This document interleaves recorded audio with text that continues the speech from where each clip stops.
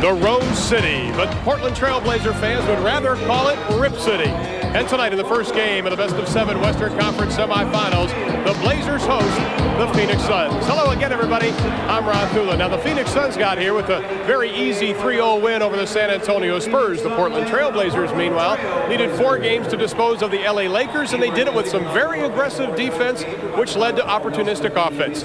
Joining me tonight, Jack Givens. And Jack, one thing Rick Adelman told us today, he said, no question about it, we want to beat Phoenix. We've got to contain one of the best backcourts in all the NBA. Well, when you think about Portland Trailblazers, you definitely think about their backcourt. You might be surprised to find out, though, that the Phoenix backcourt of Kevin Johnson and Jeff Hornacek has thoroughly outplayed the Portland backcourt. Both guys up above 25 points per game.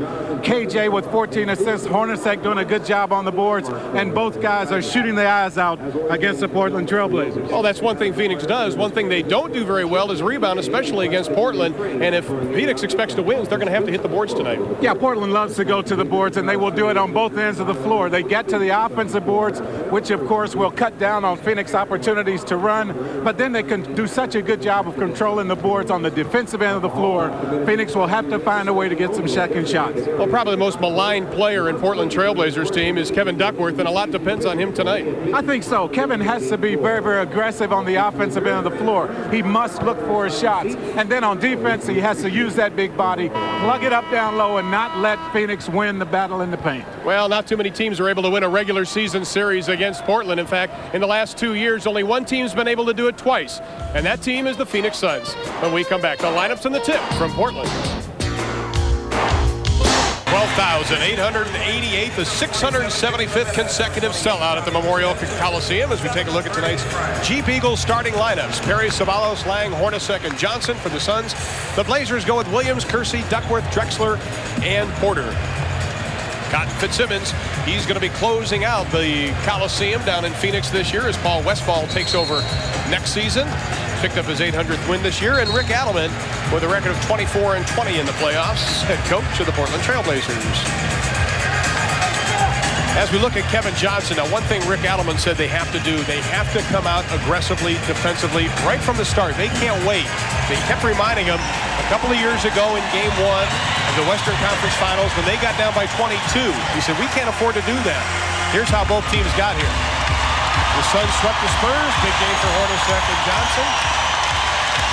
And for the Portland Trailblazers, they beat the Lakers 3-1 with Drexler leading the way. It is extremely loud here tonight, and it is also extremely hot in the building.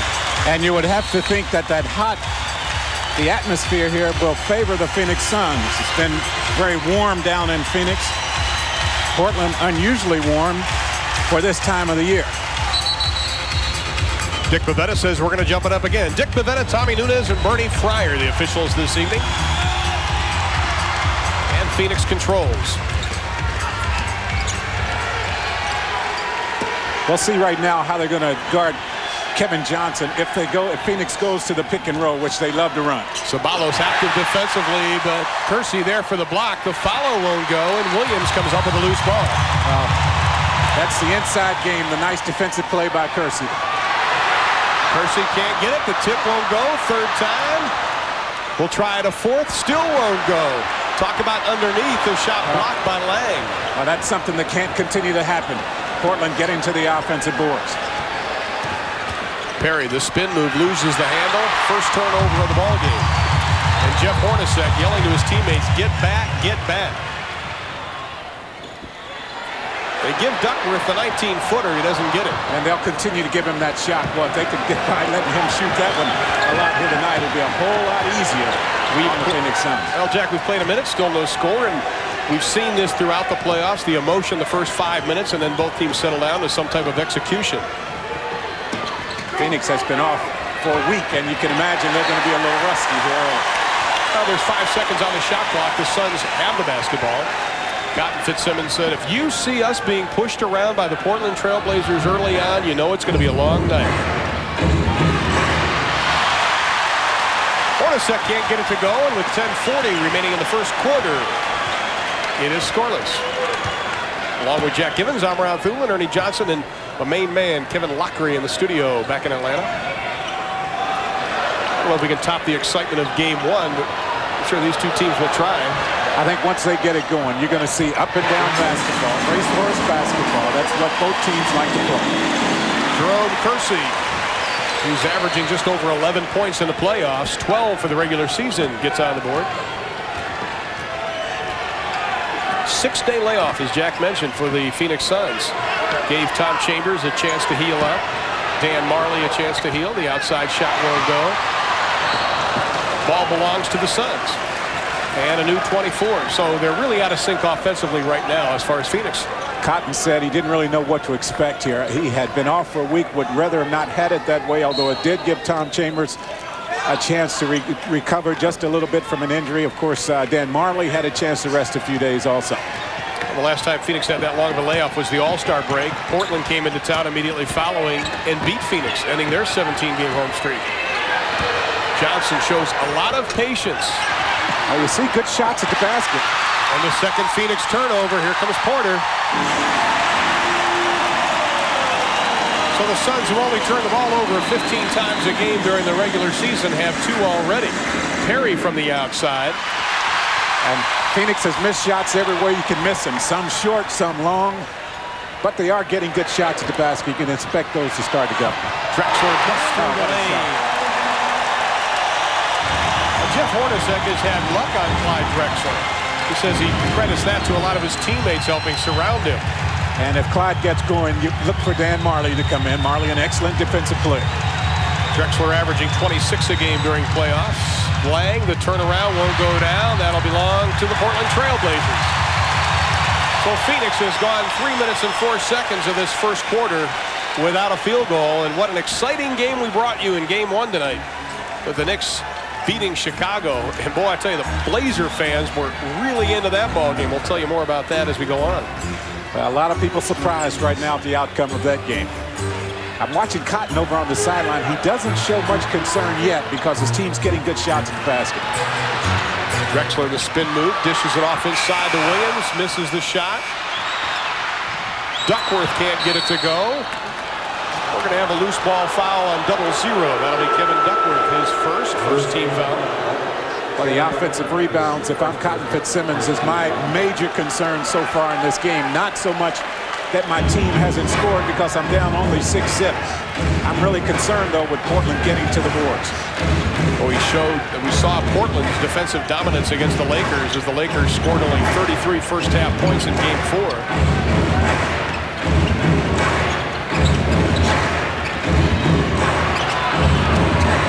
To Hornacek, tries to dish it back off. Shot clock at 2. Perry's going to have to throw it up, but barely nicks the rim. And Ceballos tries to get the follow, and he gets the foul instead. So Cotton looks a little frustrated on the offensive end. Yeah, but I think as long as Phoenix doesn't get overly frustrated on the floor and start throwing up bad shots, I wouldn't be too concerned. You know that these shots are going to start going because they're good looks at the basket. Well, Kevin Duckworth picks up his second personal foul, and that'll bring Cliff Robinson into the ballgame. As we look at Cedric Ceballos. 6 for 9 from the line now during the playoffs. Well, here's a guy that has potential to score a lot of points very quickly.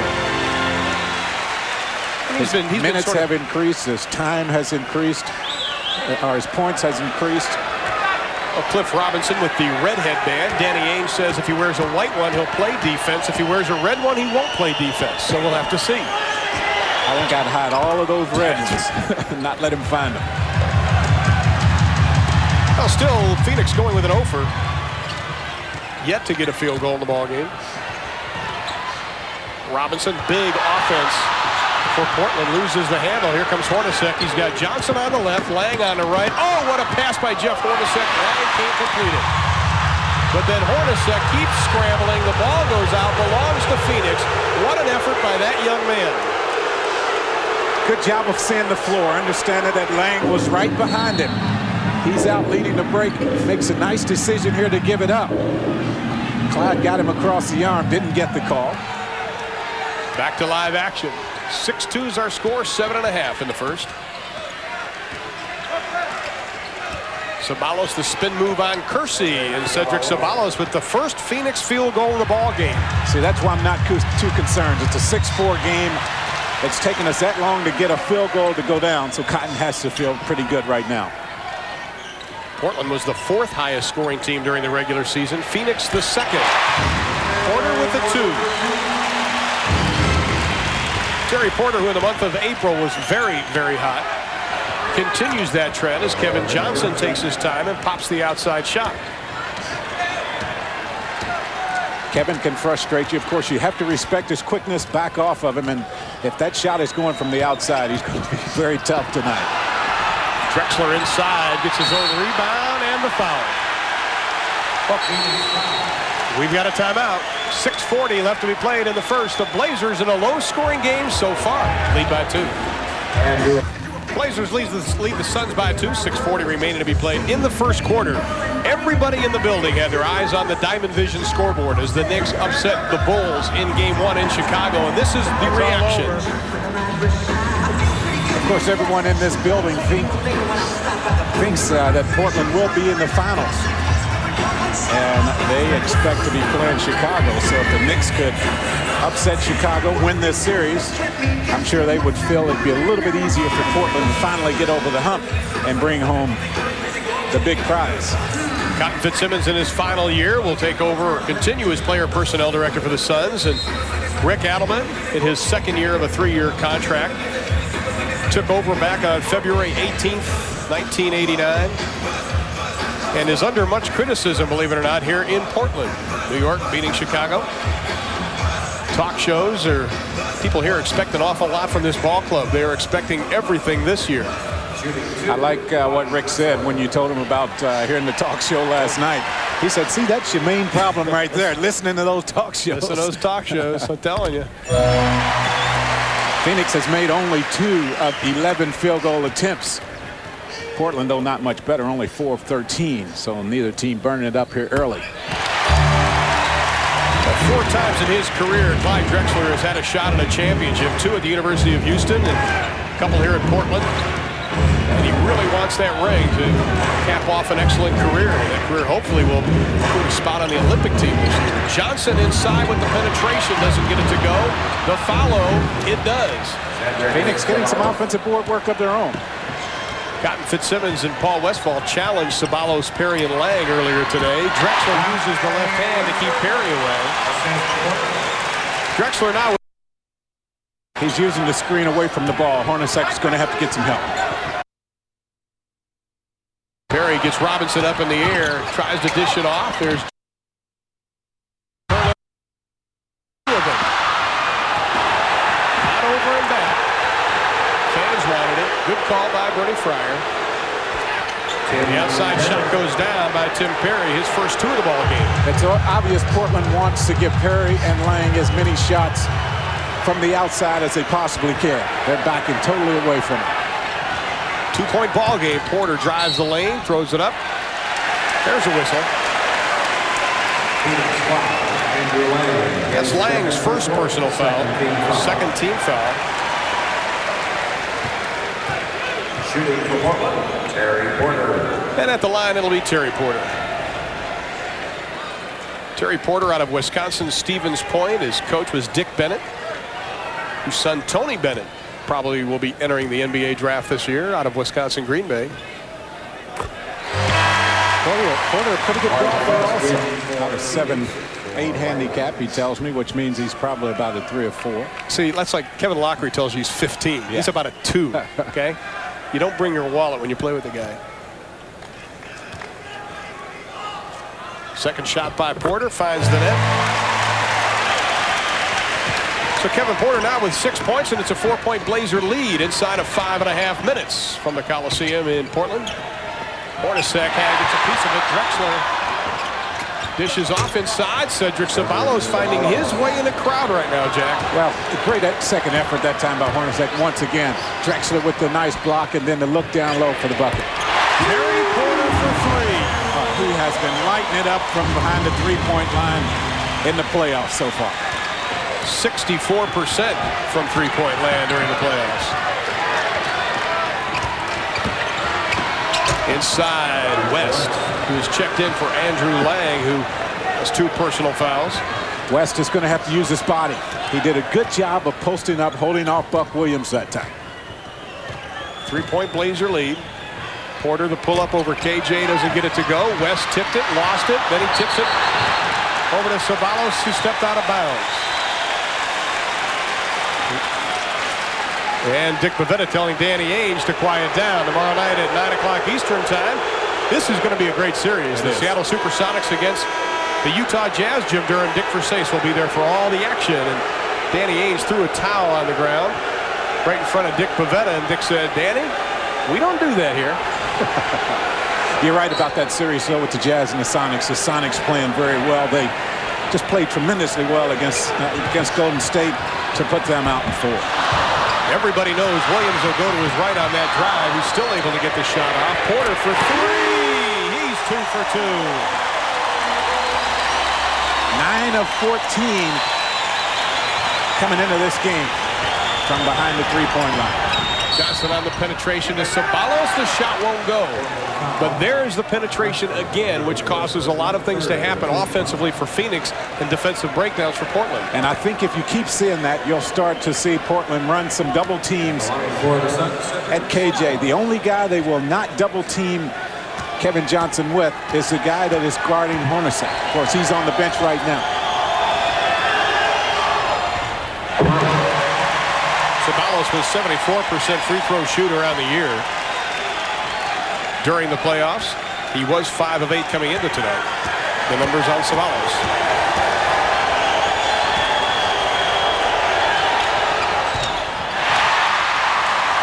Doesn't get either one of them.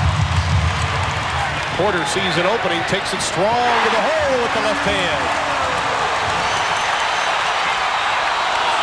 14 points for Terry Porter in the first quarter. We still have 3:55 left to be played. It has been Porter's game offensively so far. Big rebound by Kersey, the outlet to Porter. Phoenix has to get back defensively. Robinson has it blocked by Marley, who's checked into the ball game, and we've got a foul. Well, they got bumped as he took the ball up, but Kevin Porter, boy, he has been very aggressive on the offensive end. You see him right here somehow get that shot off. So that's a tough one.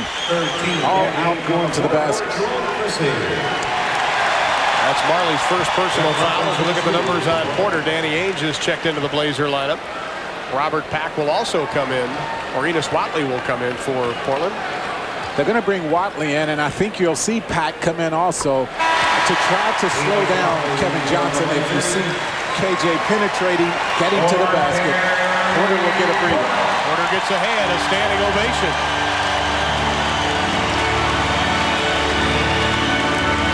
Rick Adelman is going to have to seriously choose his moments to rest Porter and Drexler in this game. They will need some minutes. Phoenix wants a timeout.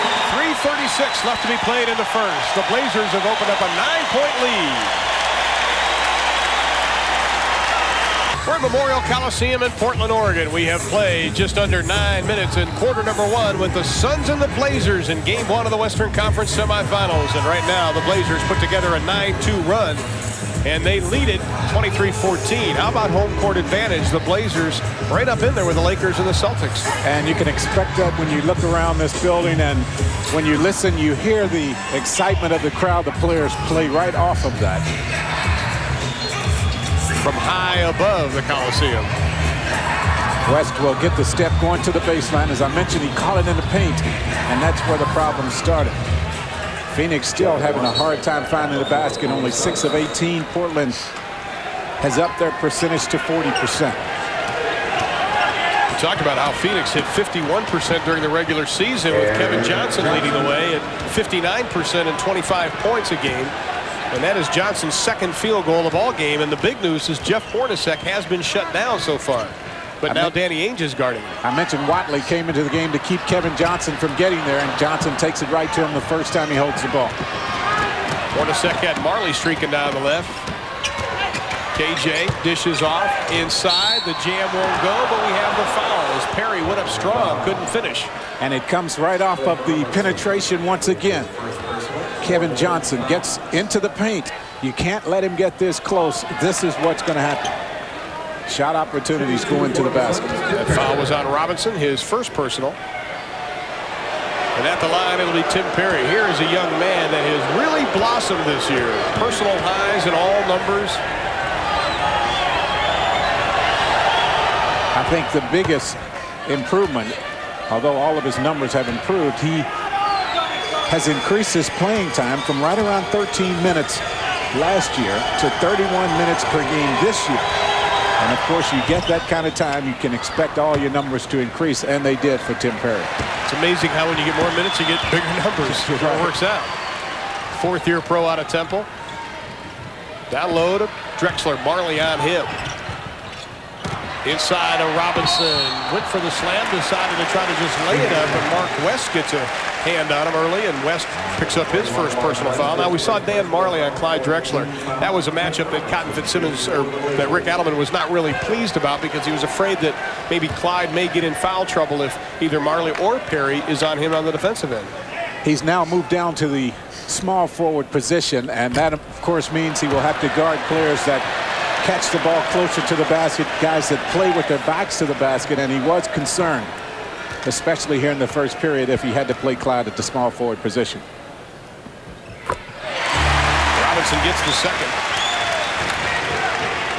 Robinson with 2 points, and the lead is down to 6. Better job that time by Ian Whatley. Here comes Ainge. Had an excellent game 4 against the Lakers. Drexler, the quick pull-up, and he buries it. Give him the ball in the open floor. Even though Marley is a tremendous defensive player, he's not going to be able to stop Drexler when he has his momentum. Johnson, the spin move, the penetration, doesn't get it. West is hammered. Johnson down on the floor. Now here's Clyde. He's got a head of steam going. Marley trying to nurse the injuries, trying to get back healthy. Just does not right now have the quickness to step over and cut him off. At the line, it'll be Mark West. Drexler picks up his second personal. West, the 9th-year pro out of Old Dominion. Line drive that one went down. Only 64% on the year. But he was 3 of 3 in the playoffs. He's shooting 63% from the field here from the field in this series. So he's almost shooting better from the field than from the free throw line. The lead is 7. 2:15 left to be played in the first quarter. Drexler likes to have quick hitting shots once he gets the ball. Robinson back to Drexler. Shot clock at 9. The way to stop Clyde is to force him into the half-court offense. Perry's going to have to take it himself. Gets it down to Kevin Johnson. Looks at Marley. Takes it strong himself. And Whatley with the foul. He had Marley on the left. KJ decided to take it all the way, and Whatley picks up his first personal. Phoenix had 2-on-1 that time, so Whatley had to back off. He thought Kevin Johnson would give the ball up. He did not that time, and he drew the foul. It's been an interesting year for this young man. Struggled at the beginning part of the season.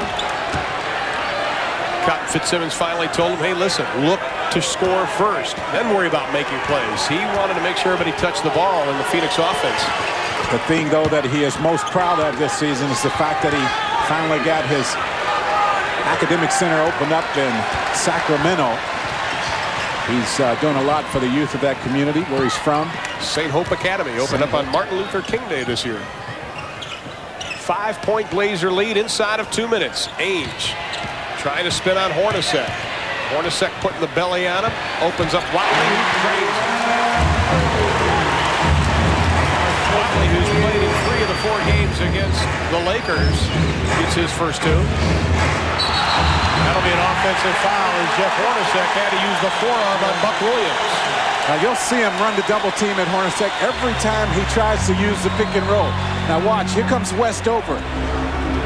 Buck does a good job, Buck Williams, of stepping out, cutting him off. And they're going to try to take away his shots coming off that screen. Drexler, Marley on him, the little lob into Robinson.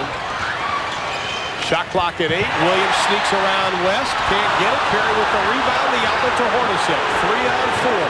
West fell asleep that time. He was very fortunate. Fans wanted to walk. West gets away from Drexler, and he completes the slam. West, who shot 63% on the year, shows why he shot 63% on the year. Gets those shots just like he did that time. Good defense by Phoenix. Last touch by the Suns. Blazers will have it. 14 on the shot clock, 49 on the game clock. Lowell Cotton Fitzsimmons. Whatley has done a good job of his own getting into the paint, getting to the basket, creating some shots for his teammates. That's what Rick Adelman said. He goes, I'd like to get Whatley a couple of minutes, pack a few minutes just to give Terry Porter a breather. Hornacek on the run. The Suns trail it by 5. Marley from way outside. Nothing but air. Missed that one badly. Ainge for 3. Doesn't get it. Now there's a 2-second difference between the shot and the game clock. A 5-point Blazer lead. Ainge wants more minutes. He's going to have to make that outside shot, though. If he does not, Rick Adelman just can't play him. Marley for 3. This time a little bit off. They'll get closer, though. Still a lot of time. Ainge forces it up with 2 seconds off the glass. Williams the follow, and it doesn't go. 12 minutes, not exactly a well-played 12, but it is exciting. Blazers lead it by 5. Quarter number 2 still to come.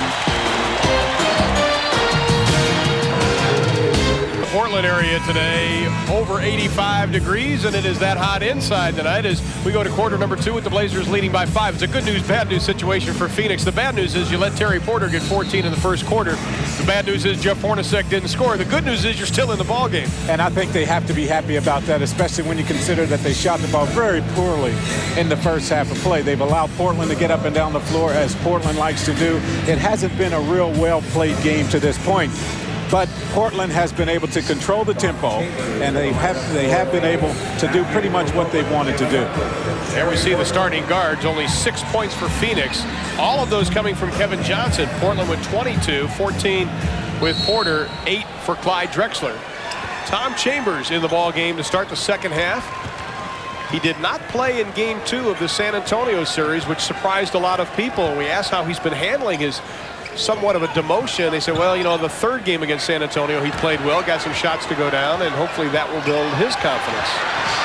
Now, Cotton knows he's going to need him in this series. He's going to get a lot of minutes. Kevin Duckworth playing with 2 personal fouls, gets his first field goal of the ball game. Phoenix going with Chambers, Hornacek, West, Johnson, and Marley. Whistle and a foul. Portland counters with Duckworth, Ainge, Whatley, Porter, and Robinson. Well, it is a handful trying to keep Kevin Johnson from penetrating to the basket. That is Whatley's second personal. Porter taking a little breathing time. Kevin just flat out lost the handle. Here comes Porter. Excellent passing to Danny Ainge for the easy 2. And that's a very unselfish play by Porter, considering he's having such a good game to this point. Steve Burtt up off Phoenix's bench. He'll check into the lineup. Now Whatley drapes his body across Johnson, who heads left.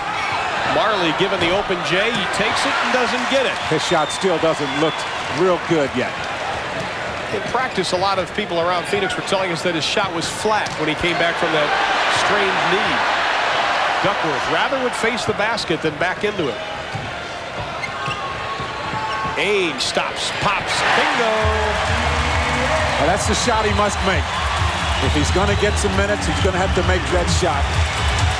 Rick Adelman had a funny comment. We said, hey, Danny Ainge played very well against the Lakers in game 4, made a lot of shots. And he said, well, geez, he goes, you know, I saw his comment in the paper that he wanted more minutes. He goes, he keeps making those shots, so give him more minutes. That's right. Ainge had 19 points and 5 assists in game 4. Biggest lead of the ball game. Mark West continues his offensive onslaught. 6 points for West, 7 points for the ball game, 6 from the floor. And that's about as far out as you'll see him take a shot. Robinson, the strong move. West puts a body on him. No basket. It'll be an offensive foul. Good defense by Mark West. Yeah, Robinson's not going to like the call. Rick Adelman's not going to like the call, but I think you'll see Robinson right here take the ball to the basket. West He's definitely there. Oh, yeah. Definitely there. Good call by Dick Bavetta underneath. 9-point lead inside of 10 minutes from Portland. Jerome Kersey jumps off the bench for the Blazers. Steve Burtt has checked into Phoenix's lineup, and Dan Majerle finally gets in the books. His first 2 of the ball game.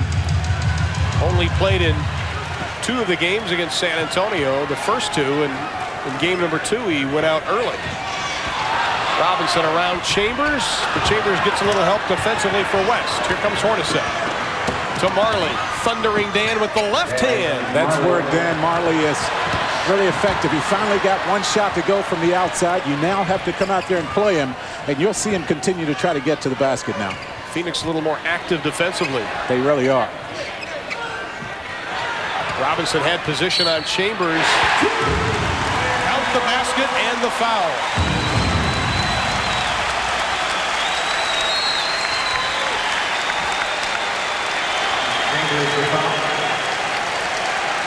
Chambers has that left wrist heavily bandaged, and his real problem is not shooting the ball because it is on his left hand.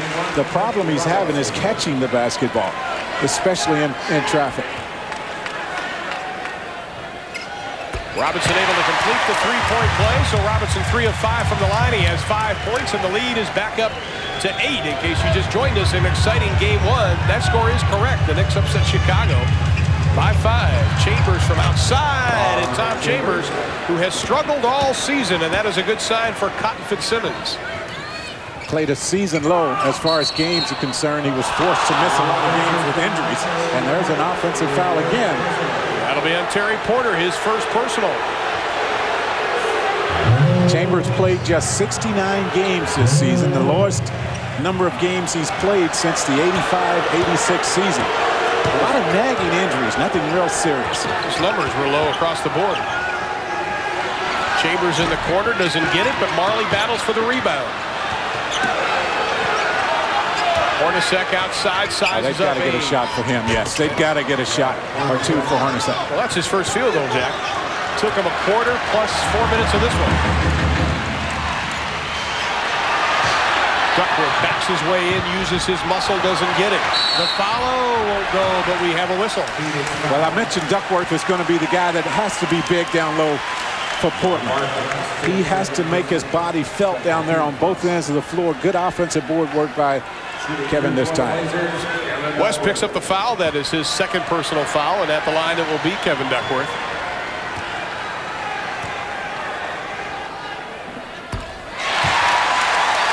At the conclusion of tonight's game, Jack and I will be selecting the Budweiser Player of the Game. Duckworth only 69% during the regular season from the line. Last year, took a couple of months off after the loss to the Lakers in the finals. Took it very personally, and he was just torn apart here in the papers and among the media in Portland. He's the only guy that the fans here get on more than Rick Adelman. Mark West now has 9 points for the ball game. Well, Cotton, I know he's pleasantly surprised with that effort by West to this point. He's averaging only 3 points a game in the playoffs. Kersey had it into the hands of Steve Burtt. Burtt, who started the year in Oklahoma City of the CBA. Majerle can't complete the pass to Hornacek. That is the 8th turnover for Phoenix. Halfway to their game total already. Ainge directing traffic. Porter, 14 first quarter points, yet to score in the second. Phoenix has done an excellent job here in this period of forcing Portland into a half-court game. Burtt takes a hard dive to the floor. Hornacek tries to grab Porter, who runs right by him to Robinson. Yeah. Now, see, that's the first time they've been able to get out in the open floor here in the second period. Obviously, that's the way Portland wants to play. And they lead it by 6 inside of 7 minutes. Chambers a little pick and roll. He's got it. They're going to allow him to stand and shoot that jump shot. He's going to have a lot of success here in this game. You must make him put the ball on the floor. Cotton was quoted in the paper that as Porter does not get the 3 to go, we have a whistle, loose ball foul. That'll be against Portland. But Cotton Fitzsimmons says we're not going to run a whole lot of pick and roll, but he did there.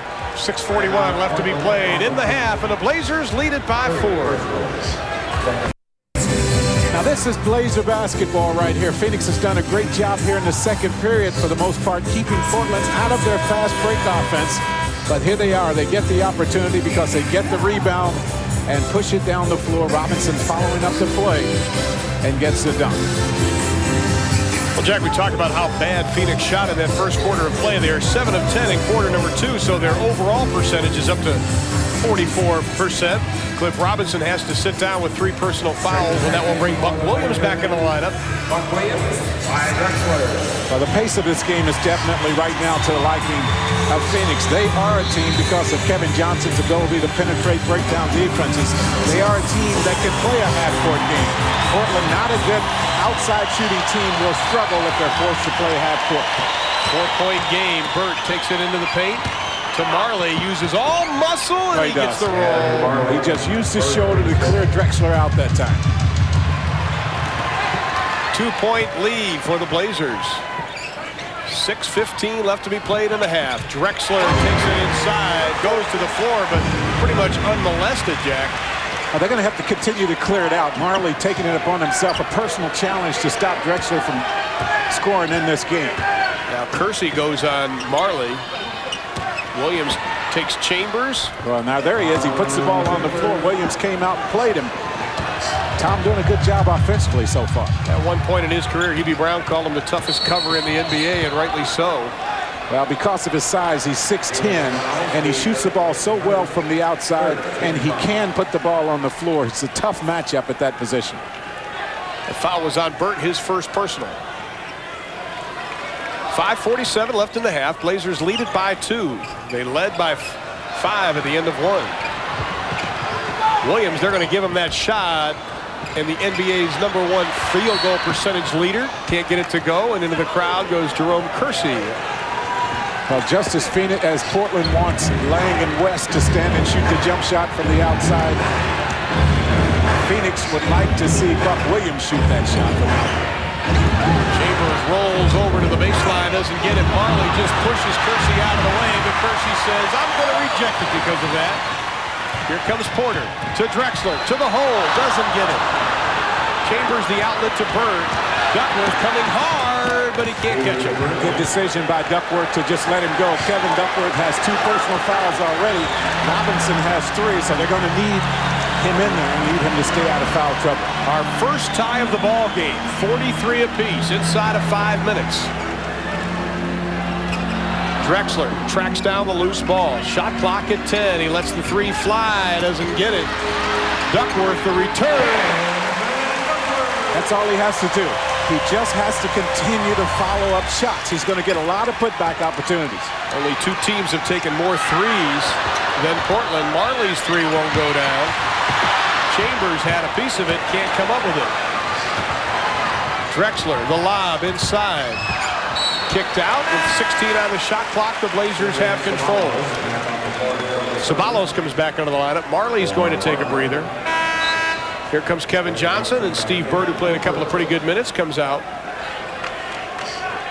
Now, how long does Cotton Fitzsimmons run Mark West? Andrew Lang has had a seat on the end of the bench for a long time, as has Tim Perry. Well, you have West scoring as well as he is. He's rebounding.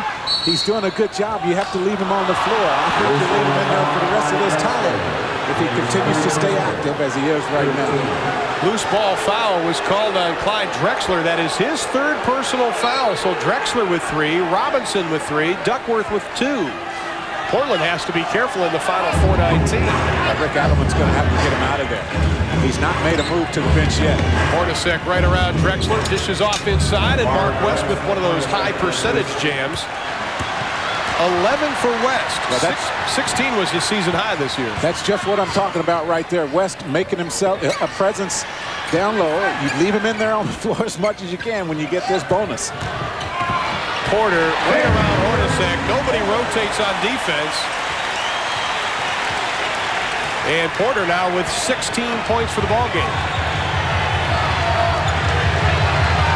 We wondered which Andrew Lang and Tim Perry would show up in this game. Another penetration, another easy 2 for West. Just what Rick Adelman feared is the penetration. And it's not only Kevin Johnson that's penetrating, getting to the paint area.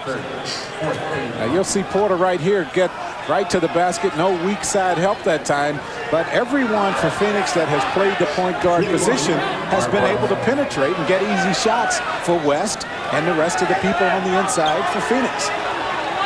And at the line, it will be Mark West. Second round pick back in 1983 by Dallas. This is his fourth team he's played for. Can't complete the three-point play, but we're tied up at 47, our second tie of the ball game.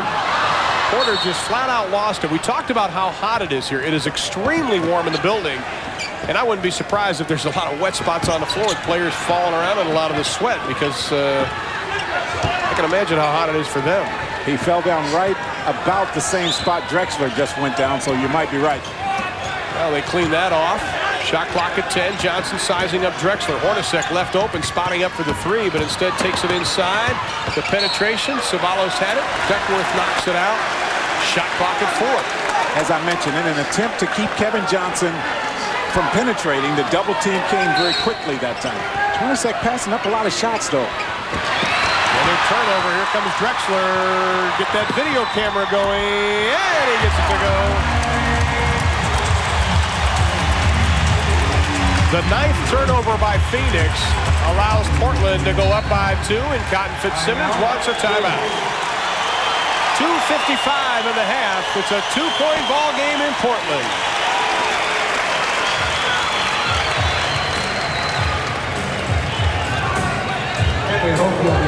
Coming up at halftime, Ernie Johnson in our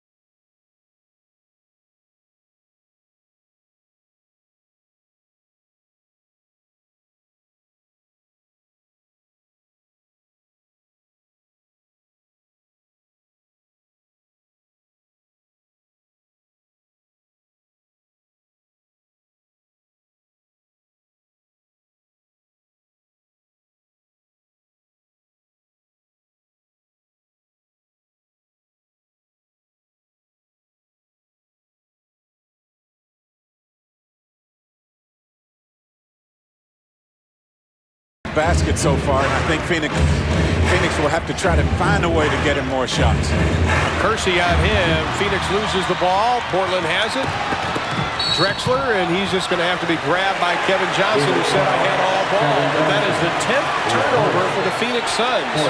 Sure looked like Kevin Johnson made a good defensive play there. He guessed right that time as Drexler faked to the middle, then decided to go around the baseline. KJ was right there. And they're saying Clyde was not in the act of shooting, because it was that close to being a good defensive play. Drexler backing in on West. The turnaround left-handed hook goes down. So Duckworth now with 8 for the ball game. The lead is 4. They can get him all the shots he wants as long as he continues to post strongly down on the low post. These two teams have met in 14 playoff games, and they are 7-7. Hornacek with 7 on the shot clock. Kevin Johnson a little bit out of his range, but he buries it. So Johnson, who shot only 22% from three-point land during the regular season, cuts the lead to 1, but Drexler answers. Well, West went after that shot. West did, but Drexler just changed it up as much as he had to get it off. Majerle wants to come in for Phoenix. Danny Ainge for Portland. Johnson on Drexler. To Chambers. Takes one dribble. The off-balance shot won't go. Chambers tries to force it up. Hits the side. The return. Well, that's what you need from Tom Chambers right there, and Cotton giving him the go-ahead right there on that play. Good second and third effort. Hard work by Chambers, who checks in now with 8 points for the ball game. 1-point Blazer lead inside of a minute and a half. Duckworth, the basket, and the whistle. All night long. Phoenix has no one with the size and the strength to keep him away from the basket. Duckworth didn't want to take this one, but he understood he had Cedric Ceballos on him, so why not? And that'll be Ceballos' first personal foul. Duckworth will go to the line, try to complete the three-point play. 2 of 2 so far tonight. He has 10 points for the ball game to go along with 4 boards.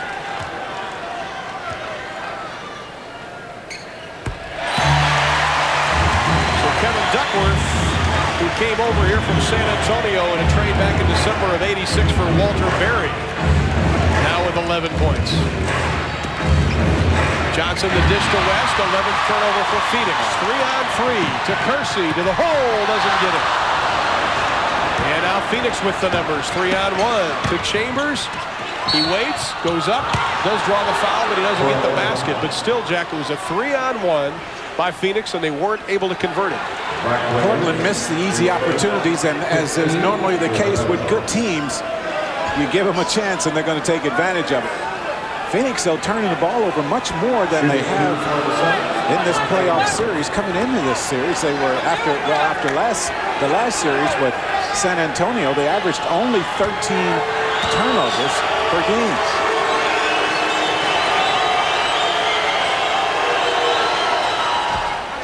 Tom Chambers calmly steps up, drops it down. The numbers on Tom Chambers, a 5-year scoring low and his worst field goal percentage of his career. He set club scoring records his first 2 years at Phoenix, so you can imagine how frustrating these last couple of years have been for him. He has handled the fact that he has been relegated to a bench player and a lot of times not playing the quality minutes.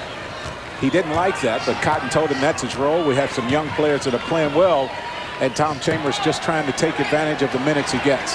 Inside of a minute. Duckworth, the push shot, nothing but air. Chambers with the rebound. He wants a little bit of help. 16-second difference between shot and the game. If Phoenix hurries, they'll get the 2 for 1. Great job defensively by Ainge. Majerle can't get it to go. Here comes Porter. Taps it to Kersey. Oh, he doesn't get it, but we have a foul. Good hustle by Mark West. Getting back defensively for Phoenix. He did do a great job. West under the basket when that turnover took place, but you'll see the effort. And I think KJ right here slowed the breakdown just enough to give West a chance to get back. Walks right underneath him, and that'll send Kersey to the line for a pair. West, his 3rd personal foul. I think Cotton will have to get him out of there. You don't want to take a chance of allowing him to pick up foul number 4, particularly since he's having the kind of game he's having to this point. Well, Jerome Kersey, one of the many players on Portland to come from a small college. He's out of Longwood College, Virginia. And he had Wisconsin Stevens Point, Eastern Illinois on that.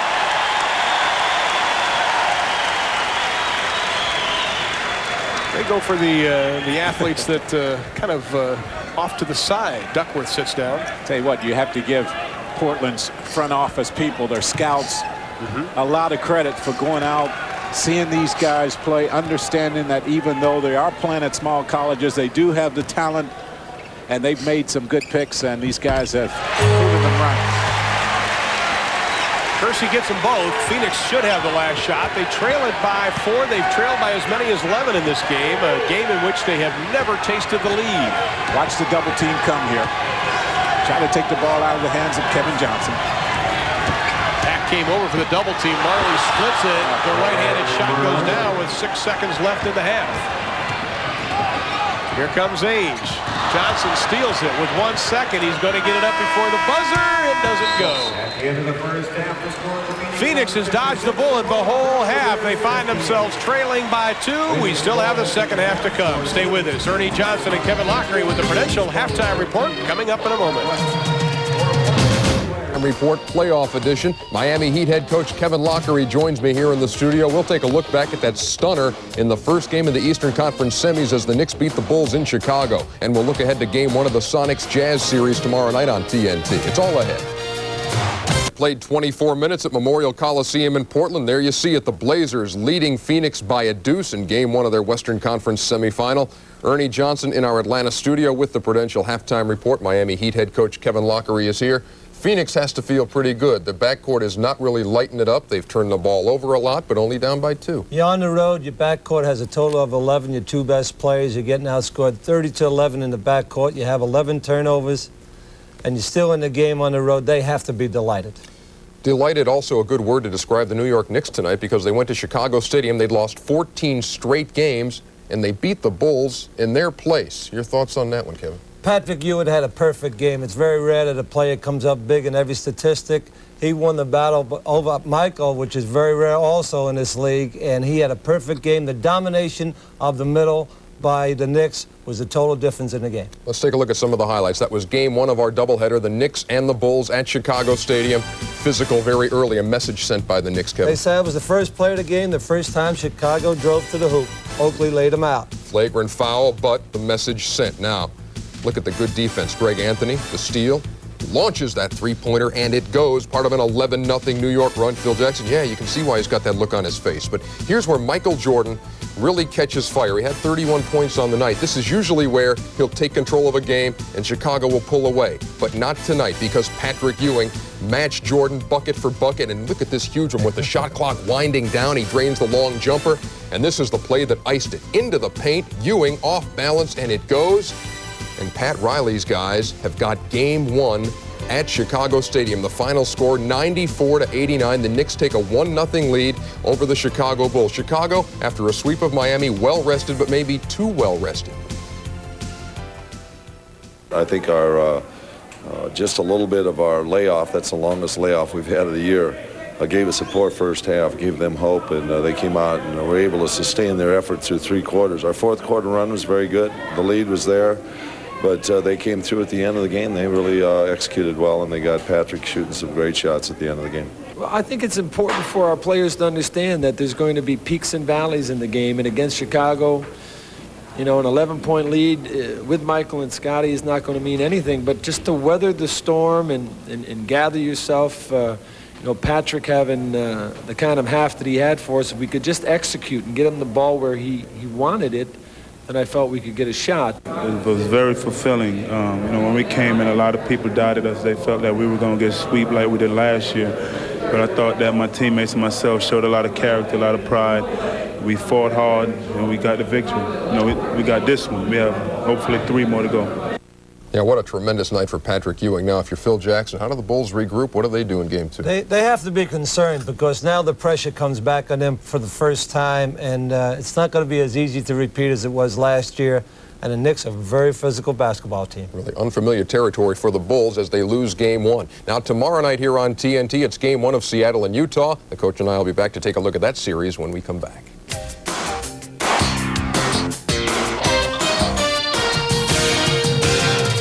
In Portland, the Blazers with a 58-56 lead over the Phoenix Suns as they open up their Western Conference semifinal series. As the Prudential halftime report continues, Ernie Johnson and Miami Heat head coach Kevin Lockery back here in Atlanta. Tomorrow night, Seattle and Utah tip it off, game 1 of that Western Conference semifinal. Looking for a good one there, Coach. That'll be a good series. Utah's coming off a tough time against the Clippers.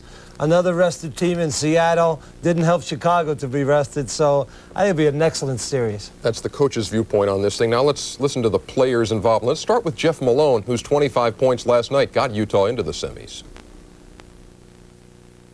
No question about it. It was a tough series, and we knew it was going to be that way. A lot of people, you know, didn't talk highly about the Clippers, but down the stretch they played well, and it's going to be tough against Seattle. Like you say, I'm sure they're very confident right now because they beat us twice in here, but we're looking forward to playing those guys again. It's been a great series. It's the perfect mix. I really compare it to the team that I was on in Phoenix. We had the older guys and the young guys, and the young guys were more your energetic players, you know, the high jumpers, the runners, the guys that get in there and play good D. I mean, we have it all. I mean, 1 through 12. Everybody on our roster are legitimate NBA players and can be playing good minutes on other teams. Seattle's a very athletic, very physical team, and I think a little versatility out there wouldn't hurt us. So it remains to be seen. I know that it's tough to take a Karl Malone out of the game anytime, but when you can get a good spell in there from David Benoit, then I think you have to do it. I think potentially we are a team that teams that are going to stop one another, but we're always going to have somewhere else to go. And so I think it has the capability of being an excellent series. Kevin, there is a real confidence exuding from that Seattle ball club. They have really played well, and one of the reasons I think Sean Kemp and this is a breakthrough series for him. He's a young rising star in the NBA. He's a great talent. He's got an unbelievable jumping ability, athleticism. This play here shows a double team Pierce in the corner. Watch Sean Kemp put this one away. Down the middle, get out of the way. Here he comes. Lister didn't hear you, Coach. He didn't hear me. He got buried and he paid for it. That's getting paid. That's taking the charge, full charge. Now, when you talk about the Utah Jazz, you're talking about John Stockton, who can really dish. Karl Malone can really score, and Jeff Malone can do it too. That's their offensive power. The two Malones and Stockton. We'll see an awful lot of post up by Karl Malone, but here's the pick and roll. Run perfectly. Stockton.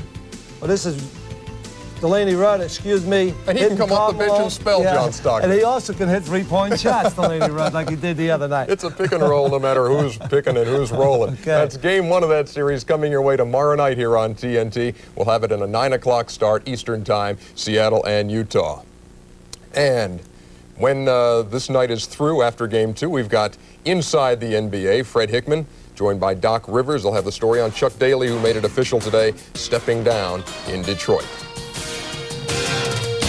Moments away from the second half action as the Portland Trail Blazers lead the Phoenix Suns by 2, along with Jack Gibbons, Amron Thulin, and Jack. First of all, for the Phoenix Suns, Jeff Hornacek did not have a good half, but their bench scoring really made up for the deficiency at the guard position. Yeah, I think Cotton must be really, really pleased with the fact that his team didn't play real well, and they're still very much in this ball game.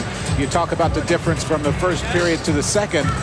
Phoenix struggled. Both teams actually struggled from the field, and the percentages for both clubs picked up a lot. The bench scoring 33 points off the bench. A real pleasant surprise from West and from Tom Chambers. Hornacek will get to the paint area right here, as has been the case a lot for the Phoenix Suns. The penetration has been just tremendous, and West has been the guy that has gotten a lot of points. Marley also here. This is late in the second period, was able to put the ball on the floor, get a little bit closer, and get one to go down. We talk about the guard situation. This is what Rick Adelman wanted to do, is control the guards, and they have done that effectively. But what they haven't done, and which we talked about at the top of the show, is control the boards. Right now, Phoenix out-rebounding Portland 26-25, but Terry Porter had the hot hand, 14 first-quarter points. Yeah, he ended up with only 16, but he did give Portland some much-needed offense in the first period. Made a couple of three-point baskets, and then Portland must do more of this. They're not a good half-court team. They get out in the break. Those athletes can use their talents in the open floor and get some easy baskets. And the starting guards for Portland combined for 30 points on 12 of 22 shooting, so they have an on night going. But once again, it's the rebounding key that has kept Phoenix in the game, and the bench scoring, along with the assist. Phoenix already with 14 assists, and Portland only with 8. Phoenix turned the ball over a lot in that first half. They turned it over 11 times, but Portland did not capitalize on that, Jack. They only scored 12 points off those 11 turnovers. Phoenix, even though they turned the ball over, they did a good job of converting defensively, and they limited Portland's fast break opportunities, especially there in the second period. Well, let's see as Dan Marley will get the starting nod in the second half. So Ceballos and Perry are both taking a seat. Marley and Chambers in a sort of a surprise move for Cotton Fitzsimmons starting this second half. Marley during the regular season did start 15 games. Chambers started 66 of the 69 he played. Inside, Drexler gets position on Marley. Drexler with 16. He ties Terry Porter for the lead so far. Believe it or not, Mark West led Phoenix in scoring in the first 24 minutes with 13 points. Chambers had 10. Johnson, the best starter, with 9. I don't know if Phoenix can win with Jeff Hornacek getting as few shot opportunities as he got in that first half of play. Let's see which Andrew Lang shows up for Phoenix, the one that can dominate on the defensive end. That foul was on Johnson. That'll be his second personal foul. This is the first time we've seen this. Portland just cleared out the floor and allowed Drexler to post up against Marley. Rick Adelman said he wants quick hitting posts up for Clyde Drexler early in a ball game. Now Duckworth with the right-handed hook. Lang had pretty good position on him, but Kersey came up with it. And the ball belongs to Portland with 21 on the shot clock. Chambers upset. He felt he was held on that attempt to get the rebound. And they want to clean up the floor, Dick Pavetta said. 11:06 remaining in the third quarter. 60-56 is our score, in case you just joined us. Portland led by 5 at the end of 1, 2 at halftime. led by as many as 11. Phoenix has never had the lead. Johnson had it. Kersey over the back. I thought Kersey got away with one the time before. I thought he was holding Chambers to keep him off the offensive boards. Excuse me, the defensive boards. Kevin Johnson in that first half, only 9 points. 6 in the first quarter. Jeff Hornacek, none in the first quarter, only 2 for the half. He had only 3 shots also. A little weave by Phoenix as the shot clock winds down to 3. Hornacek, the running right-hander, goes down. Yeah, they're going to have to find him some opportunities. With Kevin Johnson not getting the scoring done, Hornacek has to be effective offensively. Back to a 2-point lead. Kersey from the outside. Williams had position on Chambers. Porter for 3. His third of the ball game. Just where the way he started the game, spotting up for the 3-point shot. We talked about the playoff series between these two teams. In games, it is 7 apiece as Chambers lets go with a 3 and hits nothing but net. Chambers playing with some confidence. He made his first shot from the field, was forced to put the ball on the floor, got some points close in as well, so he's playing very well. Williams battles in on Chambers, uses his muscles to muscle Chambers in, and Williams with his first field goal. Both teams talking to the officials an awful lot. In the 7 playoff losses to Portland, only a couple have been by as many as 6. In fact, only twice. Drexler, turnover number 12. The layup. Drexler with 18 for the ball game. The lead is up to 6. A lot of complaining to the officials about the physical play and the whistle not sounding. Both teams feel like they're getting fouled a lot. It's playoff time. You have to expect that. Everything picks up during the playoffs. Shot clock at 3. Shot clock at 2. Shot clock at 1. Chambers does not get it off in time. We talked at the top of the show, Portland's defense during the playoffs, limiting opponents to just 43% shooting and only 94 points. We saw one of the reasons why right there. That was a good defensive set right there, but Phoenix, for the most part, had done a good job of getting shots. Kevin Johnson and company has been penetrating to the basket, finding a way to score. Drexler wanted the ball. He got it. The 3 won't go down. Kevin Johnson tracks down the loose ball. Inside of 8:50. 6-point Blazer lead. Hornacek a little more active. Looks for the pass. Throws it away as Marley looked left, went right. He's just not looking for his shots. And I'm surprised they're not doing something to get him some screens along the baseline. They're trying to give him an opportunity to create the shots for himself. I think he had it there and he gave it up. He did. When you're getting as few shots as he's gotten so far in this game, though, you're not going to be as aggressive on the offense. Drexler throws it into the second row. Phoenix has it. But for the most part, Portland has protected the ball well.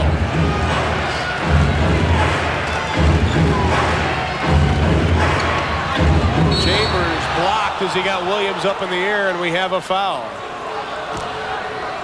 Well, did they get Williams? That is Duckworth's 3rd.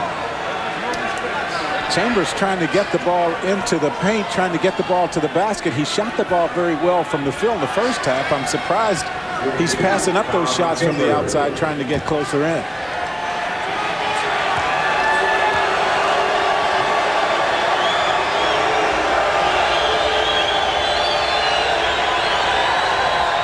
Chambers perfect from the line. 3 of 3. Tom Chambers last year was able to draw the most fouls of any starting 4 in the league. 3rd most of any starting 4 in the league. Goes back to that statement Hubie Brown made about him being a tough assignment. He plays the power forward spot, but really is a small forward because of his ability to put the ball on the floor, his ability to shoot the ball from the outside. Chambers now with 15 for the ball game. The lead has been cut back to 4 as we near the 8-minute mark of the 3rd quarter. Lang wanted the double team with Marley, has to quickly back off on Duckworth. Kersey in traffic. Phoenix has control of the basketball. Phoenix doing a good job defensively also. Both teams switching a lot. They have a lot of quickness at every position. Baseline jumper by Chambers won't go. Lang with the rebound and the return. Andrew Lang, his first field goal and first points of the ball game. We expected this to be a fun series to watch and a competitive one, and that's what we're going to have. Drexler picks it out of the crowd. He's so quick. He's so quick. Just ran between 3 Phoenix players that time and somehow came up with that ball. Tell you what, Jack, everybody at Phoenix had a shot at picking that up. And Drexler is whistled for his 4th personal foul. We're at the Memorial Coliseum in Portland, Oregon, and we are in the 3rd quarter with 7:19 left to be played. The Blazers lead it by 4 as they've led by as many as 11. Drexler now with 4 personal fouls as we take a look at tonight's Chevrolet scoreboard. As Hornacek, only his 3rd field goal in the ball game, but 2nd here in the 2nd half. But Phoenix finally ran a screen for him along the baseline to free him up. Porter outside working on Johnson. He pulls up with a 16-footer. He got it. Porter with 21 for the ball game. 31 is his season high this year. In the playoffs, his high was 20. And Majerle answers. It's nice when you can interchange those two. Majerle, when he's on, just as effective from the field as Hornacek. Now Majerle trying to track down Clyde Drexler. Portland goes inside to Williams. Bank shot with the hook. Williams with 4. And they'll have another shot at it. Porter on Johnson. Good look inside. Hornacek with offensive play. Shot clock at 14. Duckworth has the ball knocked out, but the foul will be called on Kevin Johnson. Kevin Johnson picks up his 3rd personal foul, but the Blazers behind Clyde Drexler lead it by 4. TNT as our NBA playoff action continues. It will be game 1 of the best of 7 with Seattle and Utah in the other Western Conference semifinals. Join Jim Durham and Dick Versace for all the action at 9 o'clock Eastern time. That'll be coming your way tomorrow night. Talked about in the playoffs, Jack, how physical it is. Case in point. You'll see Duckworth right here go for the block, and Clyde Drexler makes the best move of the game for him on the floor, getting out of the way of Duckworth as he's a little bit off balance. And watch how quick Drexler is, though. Leads Hornacek to the ball and then gets right to the basket. You know, he gets so many baskets as it is, you don't want to give him an opportunity to get the garbage baskets, the ones that he just got there. Well, right now, the bench field goal percentage, 59% for Phoenix. Portland, 50% for the ball game. Clyde Drexler, despite having 4 personal fouls, stays in the ball game, and we still have 6:07 remaining in the 3rd. Cotton Fitzsimmons makes 1 change in his lineup as Cedric Ceballos comes back, or Tim Perry comes back in. I think the reason Drexler stays in the game right here is because I think both coaches know that as soon as that run comes by either team, this game could be over. So you just can't afford to have Drexler on the bench right now. Drexler for 3, it won't go. Perry tries to come up with it. Instead, he knocks it out of bounds. That's the field goal percentage in the 3rd quarter. It's amazing after the way the game got started, 33 and 34% in the 1st period. Drexler, Duckworth, Lang moves on him. Lang got a piece of that ball. And who comes up with the loose one? Drexler. Guy that does it a lot. Inside Kersey, everybody got a piece of that. Duckworth again using the big body, can't get it. No, but look at the offensive board work. Now Lang and Duckworth go into a headlock with each other, and Williams finally completes it. The offensive board work, and you just have to love it. Portland getting in there, making it very difficult for Phoenix. We talked about the rebounding of Phoenix. If they want to stay in this basketball game, they've got to control the boards. They did in the 1st half. Johnson, the penetration, knocked out by Drexler. The thing that the offensive board work does is it limits the opportunities for Phoenix to get in the open floor. Let's take a look at the last bucket by Buck Williams. And I hope we get to see a lot of this series and watch how aggressively, well, we don't, but Portland knocked it around like they were playing volleyball 3 or 4 times, just knocking it back and forth until they were able to get the high percentage shot from Buck Williams. Well, everybody in the arena except for Bernie Fryer, thought that was a foul. Bernie, the official, said it was 3 seconds. 4:56 left to be played in the third. Drexler pulls back, doesn't get it. Lang clears the rebound. That may have been a good non-call by Dick Bavetta. Lang did travel, but he got bumped. Johnson the pull-up J, and he's got it. So Kevin Johnson now with his first field goal of the second half has 11 for the ball game. Rick Adelman wanted to keep the two guards under 50 points combined. Duckworth and Tim Perry took a big elbow to the eye. He sure did, and he has to be hurting. Duckworth, meanwhile, picks up his fourth personal foul. Got him right in the eye. And Tim Perry is saying, leave me in the game, please. He wants to play. Watch Duckworth right here. Going to get the pass and watch him just clear Perry out. He uses that left arm. Kevin Duckworth, all 280-plus pounds of him to go along with the 7-foot frame. Chambers set to check in for Phoenix. Hornacek on Drexler. Shot clock at 7. Shot clock at 4. Hornacek to the hole. Big shot. Oh, boy. He has not put the ball on the floor this whole game. And they're going to get Clyde Drexler 2 free throws on this as Tim Perry just grabs a handful of jersey. One of the few times you've seen him put the ball on the floor, Hornacek here. That is Tim Perry's second personal foul. The problem there was that Clyde Drexler just snuck by everybody down the court. And that is what happened in the 2 losses Phoenix had to Portland, is that Portland kept beating them back. Well, Perry got that finger in the eye. He has to be having trouble seeing right now. Well, Chambers comes into the ball game and Perry sits down. Danny Ainge comes in for the Blazers. And Jerome Kersey sits down. You know, you ask how long in the first half Cotton could leave Lang on the floor. I'm going to ask right now how long he can afford to leave West on the bench. West had played so well in that first half. He needs some minutes here. He's having a lot of success down low. Well, now Kevin Johnson's starting to look for that outside shot, which may open up the penetration. Porter misses his first 3 of the game, but Buck Williams is there for the board. Ainge given the 15. He takes it, doesn't get it. The offensive board work again. Williams, the whistle. Once again, as you mentioned, Portland controlling underneath. They're sending 4 guys, sometimes 5 guys to the basket. Now, if Phoenix can get it off, they're going to get some easy shots on the other end. But when you have as much confidence in your rebound ability, you can send 5 guys to the board. Foul was on, as you saw, Andrew Lang.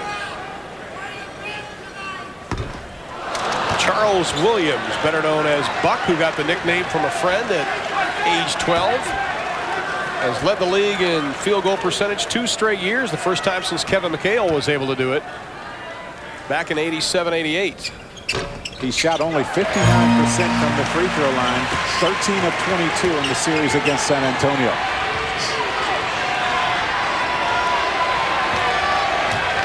Portland as a team shot only 67% from the free throw line in that series, so they're going to have to start making those free throws. Marley over Ainge, buries it. Good ball movement that time. Phoenix looking for the open man. So right now, Portland finds themselves at another tie at 77. Phoenix working very hard, both on the defensive end and offensive end, to stay in this ball game. Chambers tipped it up and in, except it didn't go. Ainge with the follow. Now, Kevin Johnson should take Danny Ainge off the dribble, you would think. Inside the lane, in a crowd, ugly shot. But Portland can't hold on to it.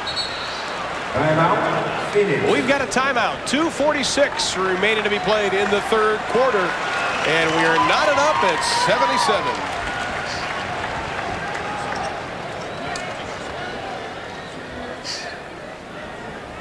And I just don't know how to, you see Tim Perry, he's going to the locker room right there during that timeout. I don't know how to read this. Phoenix started out shooting the ball very, very poorly. Now they're shooting 69% here in this period. Portland 41%. You would think Phoenix would be up in this game. and they just now get their first lead of the game. So it's been a game of streaks. Neither team has been able to sustain any kind of momentum at all. I'll keep you updated on Tim Perry's condition after getting hit in the eye, but Kevin Johnson, as he mentioned, beginning to look for his shot a little bit more. And that is what Cotton told him midway through the season. Great pass to Dan Majerle inside. It didn't go. Almost hit the 24-second shot clock. 2-on-1. Kersey to Ainge.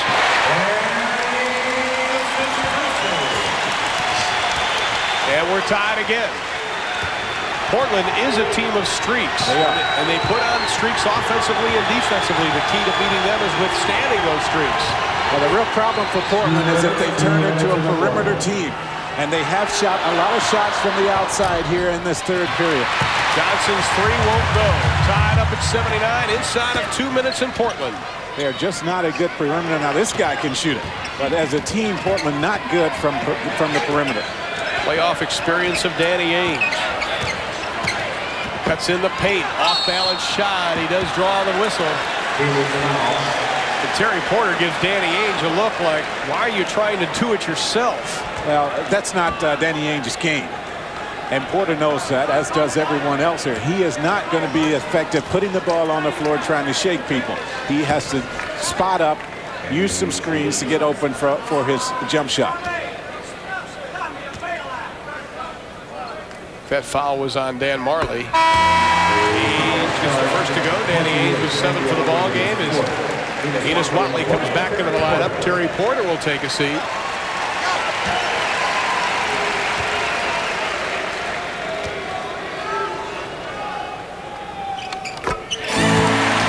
Ainge gets them both. 2-point Blazer lead. Whatley on Johnson. Lang sets the pick. Johnson works off it. Now Lang and Williams. Lang takes a big elbow from Buck Williams underneath. Chambers over to Robinson. Doesn't get it. Good position by Lang. Can't come up with it. Majerle does. New 24. Phoenix beating Portland to the loose balls right now. They're coming up with all of them.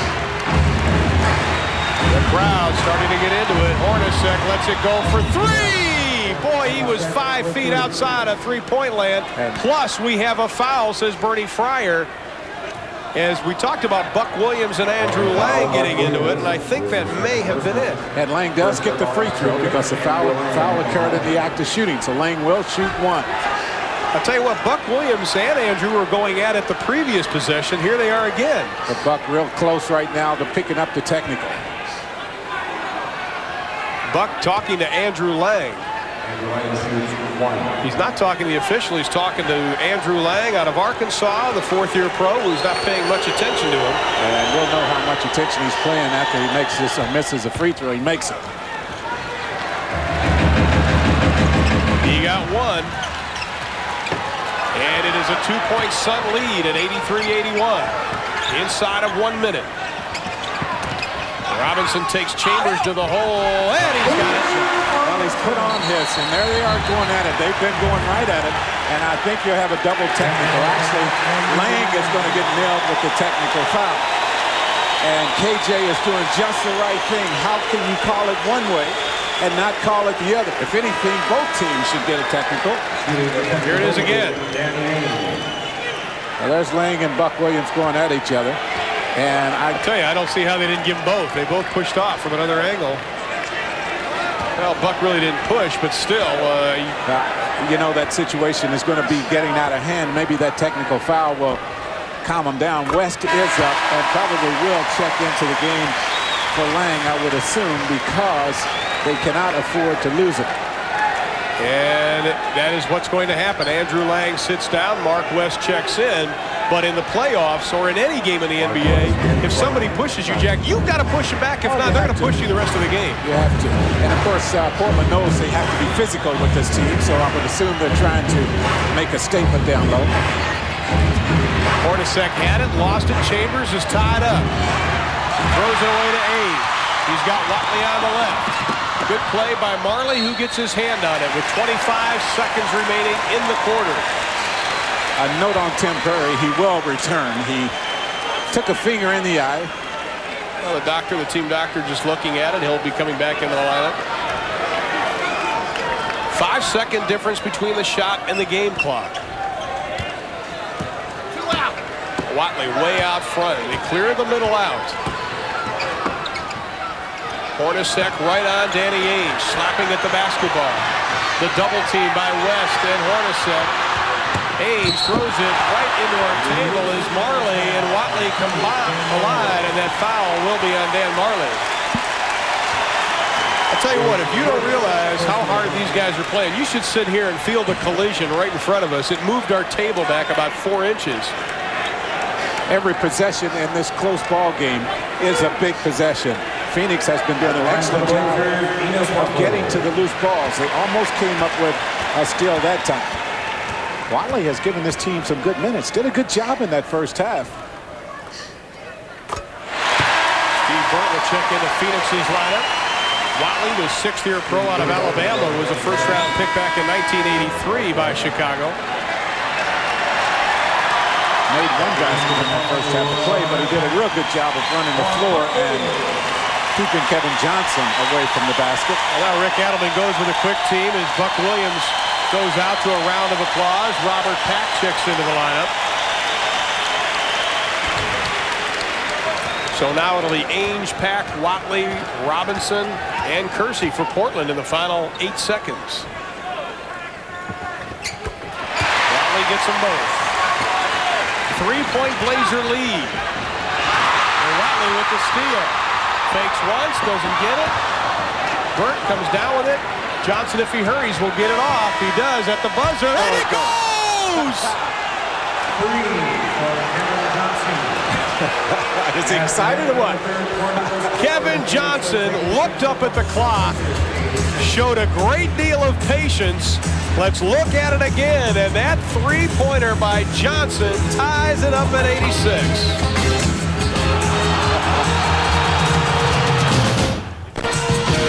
Inside the Memorial Coliseum, where 12,888 did not like the final call of the quarter as we tied it up at 86. Now remember, it is not the clock, it is the horn and the light. I think the shot was in the air, and I think it should have counted. Terry Porter doesn't like it. They showed the replay up on the big screen, and you could not hear the sound, and the crowd thought, as Terry Porter thought, the shot should not have counted. Which is a case in point, I think, for other sports, not showing controversial plays on those big screens. Right. Can cause a little bit of animosity. But we have 12 minutes left to be played in the ball game. We're tied up at 86. Portland has led by as many as 11, but Phoenix's bench scoring and hitting the boards has kept them in this basketball game. And in that quarter, Hornacek had 9 and Johnson had 9.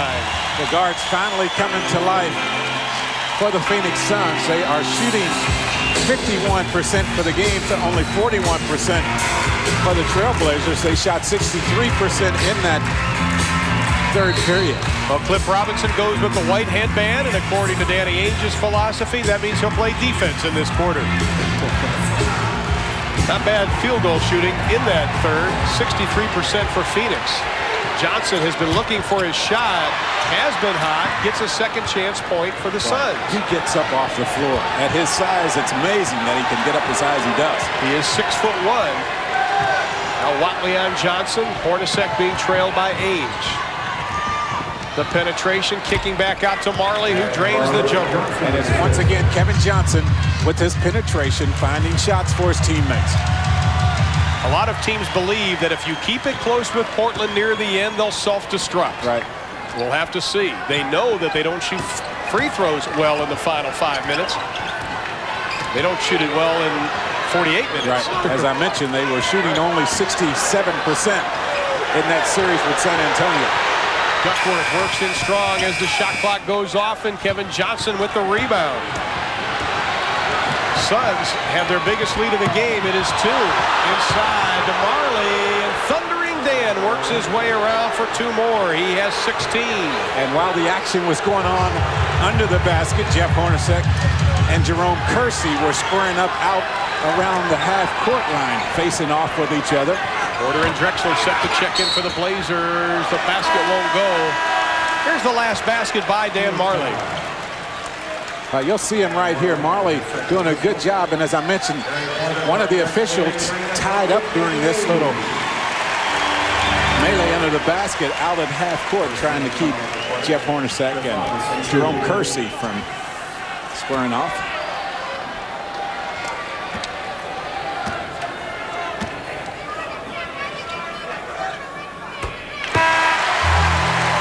Cliff Robinson, a young player who matured an awful lot last year, gets his first. Has provided some excellent punch off the bench for Rick Adelman this year as Cedric Ceballos checks into the lineup, and they're going to give Jeff Hornacek a rest. Robinson blocked over 100 shots this season, the first player to do that since Sam Bowie was a part of this team. Of course, Sam went to New Jersey when Buck Williams came over here a few years ago. The crowd is standing. The Suns will lead it by 2. Their biggest lead was 4. Ceballos baseline, fakes once, tries the reverse, doesn't get it. They will have a loose ball foul, and that will be on Cedric Ceballos. Well, that's the problem with Ceballos. He is known to take low percentage shots at times. He has to make sure they need his offense. He has to make sure he remains concentrated here. Drexler dishes off. West got a piece of it. Then Johnson from behind over Duckworth. Kevin thought he had all basketball. But what he has is his 4th personal. That'll send Kevin Duckworth to the line. That was close. It was close. I still think Portland needs to take more advantage of Kevin Duckworth on the low post, though. I don't know that Phoenix has anyone, especially when you look at this lineup, that can body up with Duckworth and keep him away from the basket. That's the regular season in the playoffs, which shows you what type of year Kevin Duckworth has had, up and down, and this is the former most improved player in the NBA. Duck gets the second. That's his first point of the second half. He has 12 for the ball game. The lead of Phoenix is 1.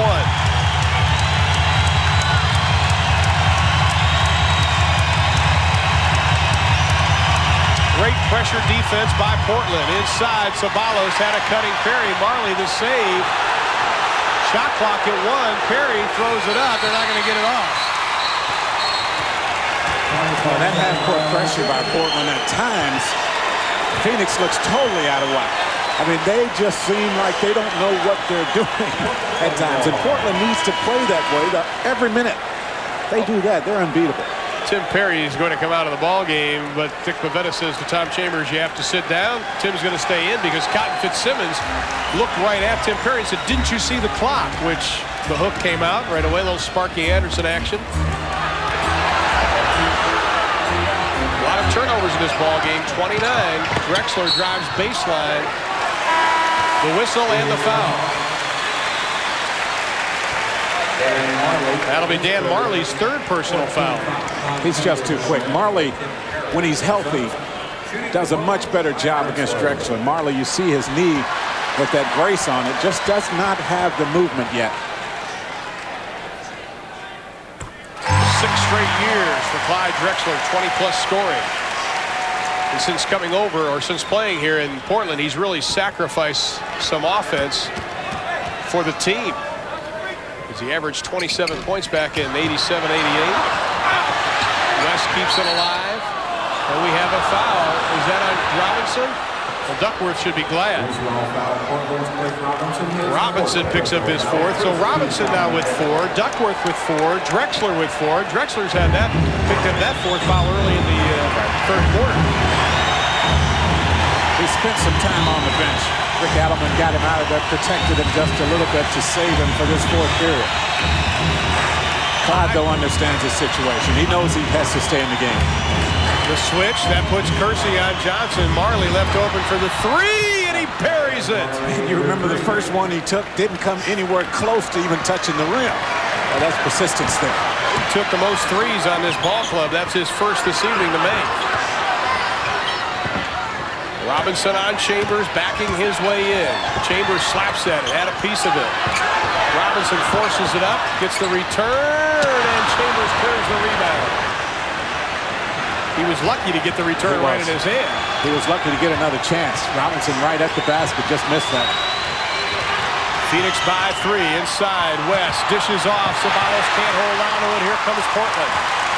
Quickly back on defense, but not quick enough for Drexler, who misses it. Phoenix wanted a jump ball, but it will be a foul instead. And that'll be on Mark West, his fourth. Chambers has been lucky a couple of times. He missed another chance to get the defensive rebound. This time, though, he's not as fortunate because Portland does end up on the free throw line. Tell you, with Ceballos in the lineup and with Chambers in the lineup, Phoenix really struggling on the boards with those two.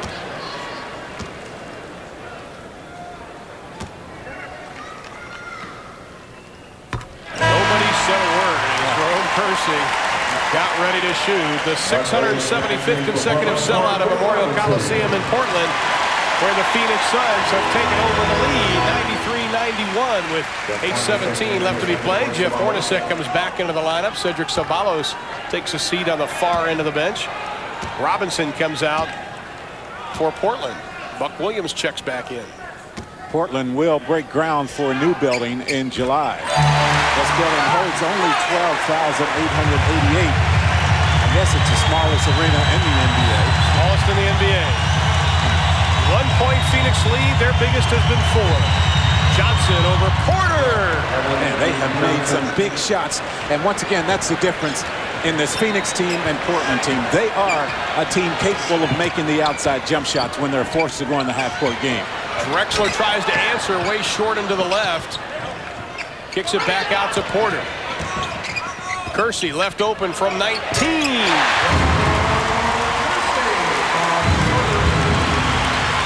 Kevin Johnson has had the hot hand for the Phoenix Suns.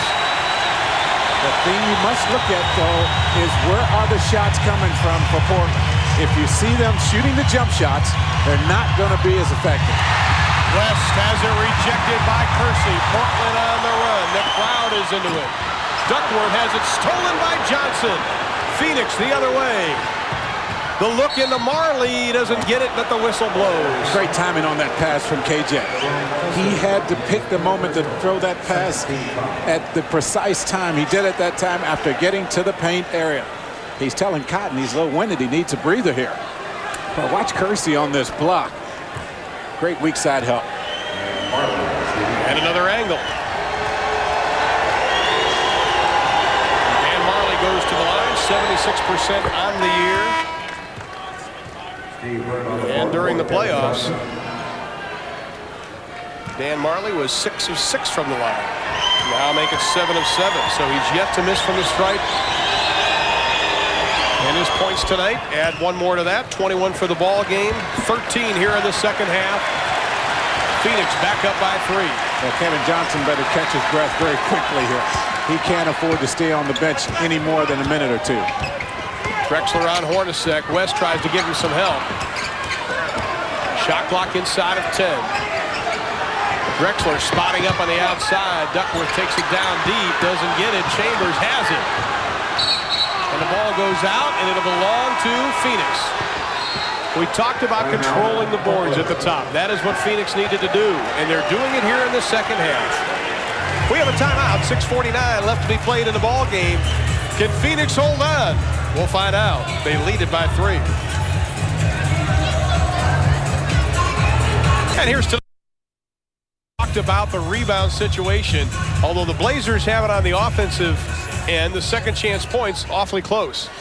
I'm surprised Portland hasn't been able to convert more of those opportunities. They have had some chip shots there, real close in at the basket. KJ stays on the bench. Just a little surprised I am about that. Well, the crowd trying to get their Blazers back in it as the fourth quarter field goal percentage has Phoenix hot, Portland not. Burtt almost turned it over. Almost. Hornacek from way outside. My goodness. That's his second one from about 5 feet outside of the arc. Drexler comes inside hard, and he goes down hard on that left elbow, but he quickly bounces up. That foul was on Mark West. That'll be his 5th personal foul. Well, I'm still thinking about that 3-point shot that Jeff Hornacek made. You just don't expect him to pull up and shoot it from that far out. And especially when he had the first half he had, only 1 of 3 field goal attempts in the first half. Doesn't get it to go. Watch right here. He's going to just make a move, and he's way out beyond that 3-point line. All bottom. For all young basketball players out there, Jeff Hornacek, they asked him what it took to become a good shooter. He goes, a lot of shots. A lot of practice. And the green light from the coach. That does help. Outside, Hornacek again. He goes down hard as Kersey knocks him. Porter falls, and we have a loose ball foul. So that'll be on Dan Majerle, and I never saw it, but that is his 4th personal foul. So Majerle with 4, West with 5, and Lang with 4, Johnson with 4. But Jeff Hornacek says he got hit in the face on this play, and there's the bump by Majerle. And maybe a little acting there also. Well, I'll tell you what. I don't think he hit him. I think if Dan Marley's going to hit you, you're going to go back about 2 or 3 feet. I think so. Terry Porter, who had 14 in that first quarter, really ignited Portland. Now has 22 for the ball game. 6 coming here in the second half. He's 4 of 4 from the line.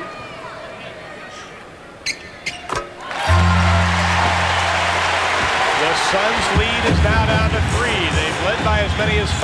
That is their biggest. We are at the 6-minute mark of the 4th and final quarter in Portland. Burtt patiently waiting for the double team. Still surprised Kevin Johnson is still over on the bench. I thought he would be back in by now. He has 4 fouls. Majerle draws the foul. Although Burtt, he does a good job. A guy that the Suns signed out of the CBA. He comes in. He has been given this Phoenix team a lot of good minutes. He replaced Nigel Knight on this roster. Knight out, obviously, for the rest of the season. So Burtt done a pretty decent job. Well, you talk to the Phoenix players, and they say the heart and soul of this club is Dan Majerle. Duckworth has to sit down with 5 personals. Robinson comes in. Majerle, who came back from surgery on a cyst, which was adjacent to his spinal cord, gave everybody quite a scare. Well, I just remembered when Phoenix made Majerle their pick a couple years ago. People booed. Everyone in Phoenix booed. They booed when they picked him. Cotton came on and said, you guys are going to live to regret booing this guy, and he has proven Cotton right. Cotton working Dick Bavetta, the official, on the far side. Now it is Porter with Burtt on him. Burtt tries to put a body, goes for the fade. Offensive foul, says Dick Bavetta. You called it, Jack. Yes, I think that's a good play. And we talked Burtt. The fact that he has played well backing up Kevin Johnson at the point guard spot. He holds his ground. Kevin Johnson gave him the pump fake. He didn't buy it. And I think that was the proper call. Rick Adelman told us at the beginning of the year he didn't want his team wasting energy complaining about calls.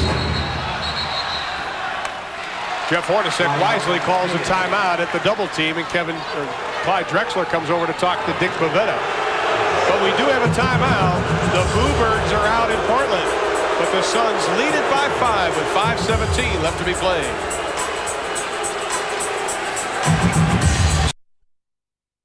Porter foul. What happened, Jeff? Well, I think Porter just jumps in, and this one now, yes, Burtt does go up in the air, but from the other angle, you would have seen that he did in fact jump in. I think right now with Portland, they're a little bit too concerned about the officiating and not about what's going on the floor. They have to just wipe that out of their minds right now and play ball. Porter takes it into the paint, knocks Chambers over, no call. They'll try it again, has it blocked by West, this time a call. And that'll be Mark West's 6th personal foul, so West with 13 first half points will leave the ball game with 4:58 left to be played. And that puts a great deal of pressure on Andrew Lang. Westo has given this team some very, very valuable minutes. Lang is going to have to come in, Ron, now and play aggressive basketball on both ends, but he has to be very, very strong on the boards. And at the line, it will be Porter.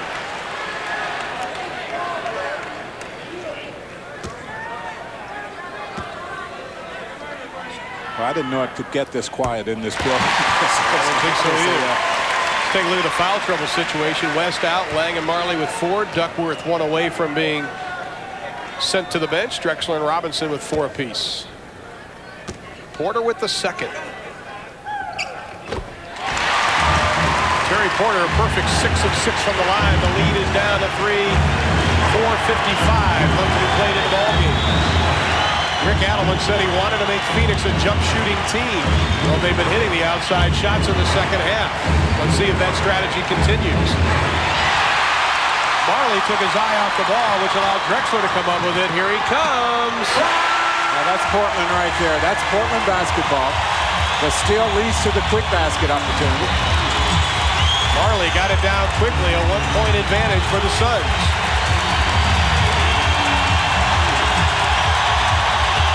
Chambers posting up Robinson. It goes out, but we have a foul, and that will be on Robinson, his 5th.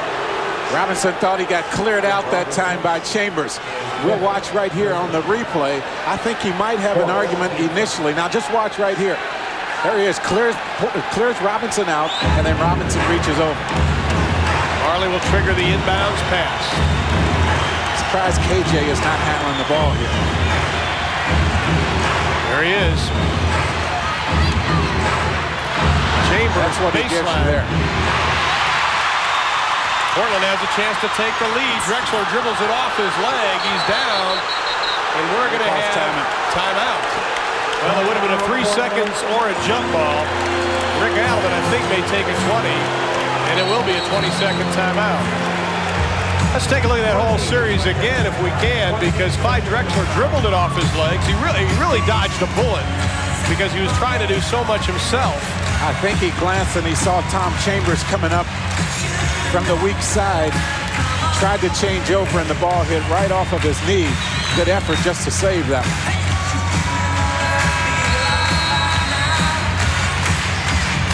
Here it is again.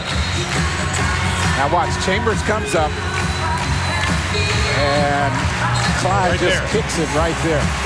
Boy, he's going to have a terrible knee burn.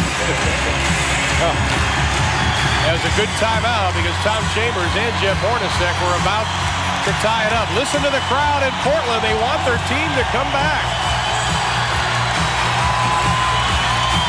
A chance for them here to gain a 1 or 2 point lead at the basket. What a game we started out with tonight here on TNT. The Knicks in an exciting finish over the Bulls. And it's coming down to that here in Portland this evening. And I feel the trend will continue tomorrow night with Seattle and Utah. Porter for 3. Doesn't get it. The tip won't go. The rebound comes to Phoenix. Guess who it is? Jeff Hornacek. He's not scoring a lot of points tonight, but he's doing a lot of things that don't show up. As Johnson knocks down, Porter takes the J and he drains it, and Rick Adelman is livid on the far side. Well, Porter got away with one flop before, so. Yeah, he's saying you call the offensive foul on Porter, and you don't give us a play on that one. Robinson. Kersey posting up on Hornacek. Takes it inside. Out the basket. Oh, he just cleared him out that time. Stayed right with the play. The foul was on Jeff Hornacek, only his 3rd. Now just watch how badly he wants this basket. And he just stays right with it. A good pump fake. Boy, that's good concentration there. That was the 2nd personal foul on Hornacek. The last 3 or 4 baskets, though, for Portland have been down in the paint area, either off the offensive boards or by penetrating and getting into the paint. Kersey, a perfect 4 of 4 from the line. Can't complete it. Robinson with the rebound, the outlet. Suns by 1. Just about 3 minutes left to be played. Robinson on Chambers. Drexler cuts through the paint. He's posting up on Hornacek. They'll try it again. Chambers on the double. Shot clock at 3. Shot clock at 2. Lang with the rejection. And then Chambers is fouled by Clyde Drexler. Oh, that's a big play by Lang. Drexler's 5th personal foul. Lang led this team in blocks. Clyde wanted the goaltend here, but boy, look how high he goes up to get that one. That was close to a goaltending. Yes, it was. Let's take a look at it, see if we can see if it's coming down. I don't know. That's very, very close. Very close. But the 5th foul on Clyde Drexler, and that'll send Tom Chambers to the line on the other end. He's perfect from the stripe. Lang averaged 2.5 blocks over the regular season, right below 2 blocks per game here in the playoffs.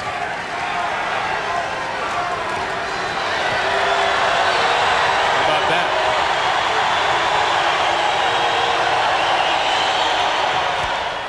Chambers adds 1 more to it. The lead is 3. 2:40 remaining to be played in the ballgame. Portland seemed to have this game well in hand in that first 24 minutes. Porter to the paint, uses the right hand. The basket won't go. Andrew Lang and Kevin Johnson said Porter was using his arm to fend off the defenders. Lang picks up his 5th personal foul. Let's see if he uses that arm. Well, you see Lang right up under the basket right there. Got to Porter just a little bit late. Yes, I think Porter did push off, but Lang got him first. Porter from the line. 7 for 7 for Terry Porter.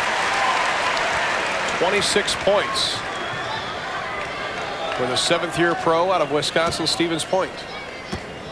31 of 39 now, the Blazers from the line. Make that 32 of 40. And the crowd is standing to the chant of defense.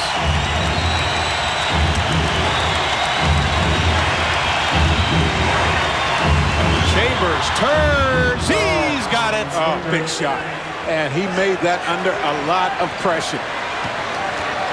19 points for Tom Chambers as Hornacek will be whistled for the foul going for the ball. Yeah, not a smart play by Jeff Hornacek. You won't see him make that play very often. That's his 3rd personal foul. Both teams are in the penalty. Terry Porter doing a good job of keeping this dribble alive, making sure that he either gets a good look at the basket or one of his teammates. This is a young man that's had to overcome a lot of adversity the last 2 years. His mother passing away last year. His father, Herman, died during training camp this season. He took it quite hard because he said his father taught him everything about basketball. And in fact, he said, you know, my father always thought I was overpaid, and no matter how much I made, I should still work on my game.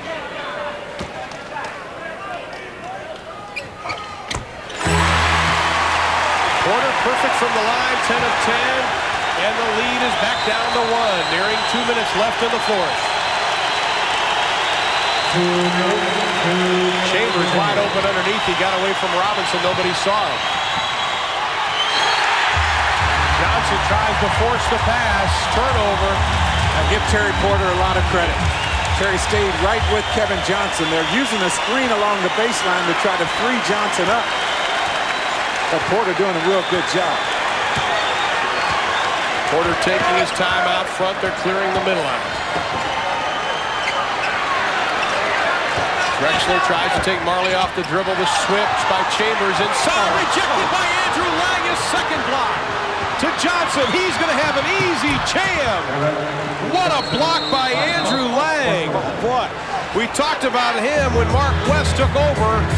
That Lang needed to step up, and he did just that. The Suns by 3.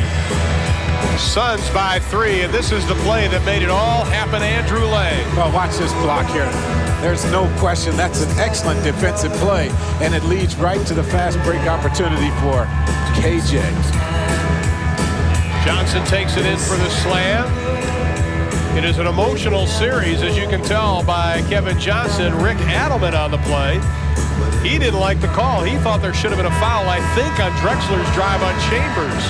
Well, I thought Chambers did get him with the body as Clyde tried to get to the basket. Here's our update. Yeah, although Hornacek not scoring a lot of points tonight, you see him with 12 assists.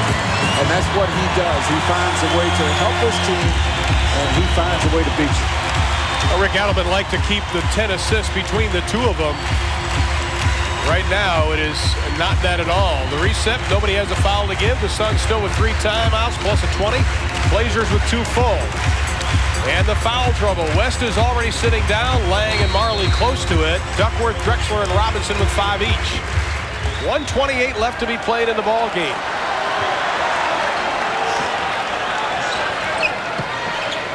Inside to Drexler. Working on Marley. To Robinson, to the hole. Count the basket.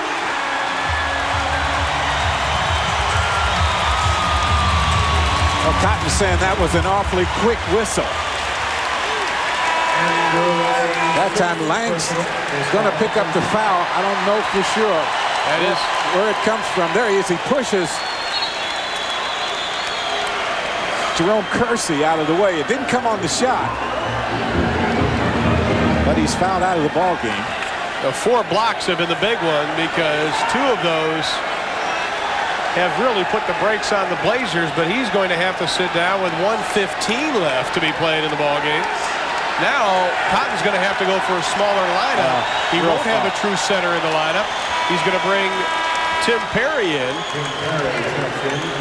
who stands at 6'9", but he is not the size of Andrew Lang at 6'11", 250.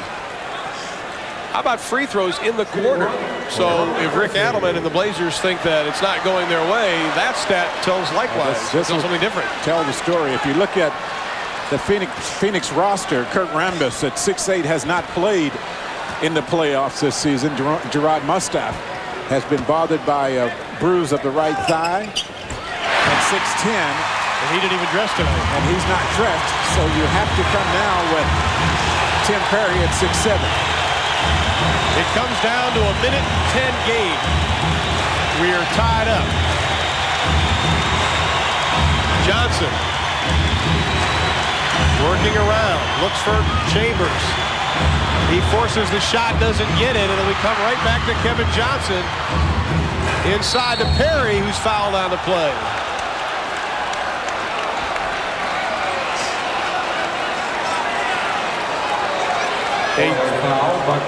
Buck Williams picks up the foul, and Kevin Johnson holding his left hand, and Joe Prosky, the trainer of Phoenix, is going to have to look at it. Spray a little cold spray on it over there to try to freeze it up. That's what he's doing right there on your screen. Tim Perry at the line. The red and white pom-poms are waving.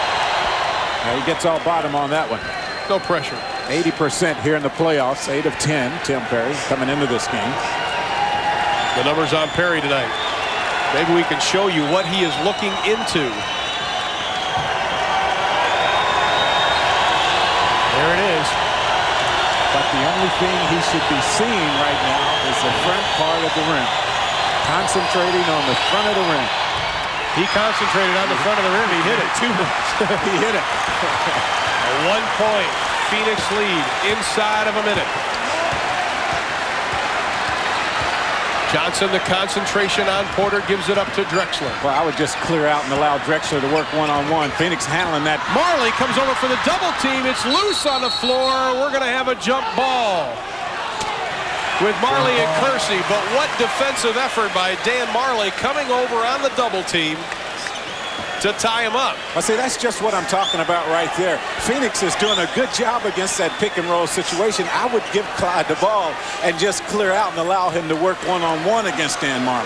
Well, Dan Marley did a smart thing. He went out to half court, and they were going to have Hornacek jump it because of his bad knee. Bernie Fryer said, "It's you, Dan." The tip belongs to Drexler. And a timeout by Portland.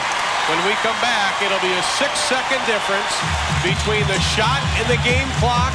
Portland will have the basketball, trailing by 1. They're standing in Portland where they trail the Suns 111 to 110 with 29.1 left to be played.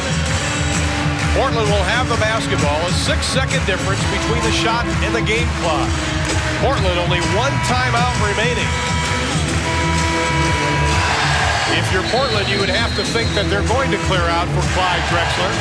I think Phoenix has done such a good job against the pick and roll of forcing Drexler to give the ball up or double teaming, that it would just make sense if you're going to give him the ball, just clear out and allow him to work against Majerle or Hornacek, whoever guards him. Of course, if Majerle is on him, Majerle still is bothered somewhat by that knee, and he's not been able to handle Drexler's quick move to the basket.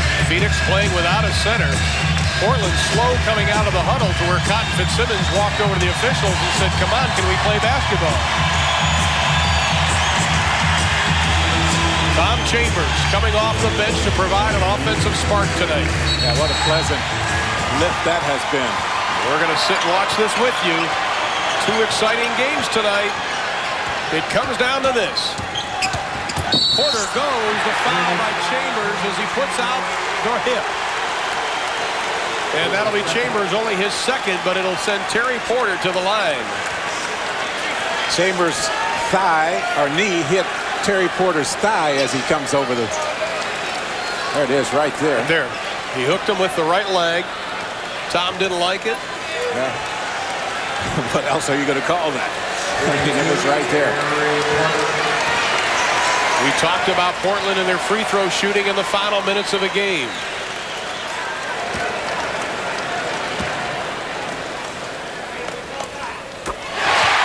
But Porter, no problem. He is 11 for 11 from the line tonight. And we are tied. 14 coming in that first quarter for Porter. Yeah, he got off to such a good start, making the threes, as he has during this whole playoff. And he gets the second, a 1-point lead. Phoenix will use one of their timeouts. The shot clock has been turned off. Phoenix can run it to the end. They trail by 1. Tonight's excitement on TNT with Inside the NBA, Fred Hickman and Doc Rivers of the LA Clippers coming up next on TNT tomorrow night. Excitement continues. Playoff action. We'll have Sonics in Utah beginning at 9 o'clock Eastern time. Talk about first game importance in a playoff series. The Blazers 10-1 series record. When they win the first game of a series. When they lose game 1, they are 2-12. And overall, 81% of the teams that win game 1 go on to win a series. Well, I think what you'll see here from the Phoenix Suns, Kevin Johnson will probably start out along the baseline. They will set a screen down there to free him up. And I still think, even though Kevin threw the ball away the last time they tried to do that, you'll see him try to use his quickness to break down the Portland defense and find a shot for one of his teammates. Well, Phoenix will be taking the ball out underneath the basket, going the length of the court. The shot clock has been turned off. Well, since they are going to bring it the length of the court, they will give Kevin Johnson the ball and just allow him to bring the ball up the floor. Terry Porter's done a real good job, though, of not allowing KJ to break him down. High pick and roll. Johnson goes around it. Porter slaps it away, stolen by Drexler. We've got a whistle and a foul. Oh.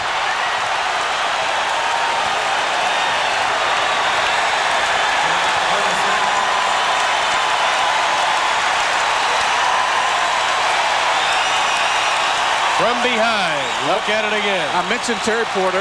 He's done a good job of keeping Kevin Porter away, keeping KJ away from the basket. The long reach knocks it away.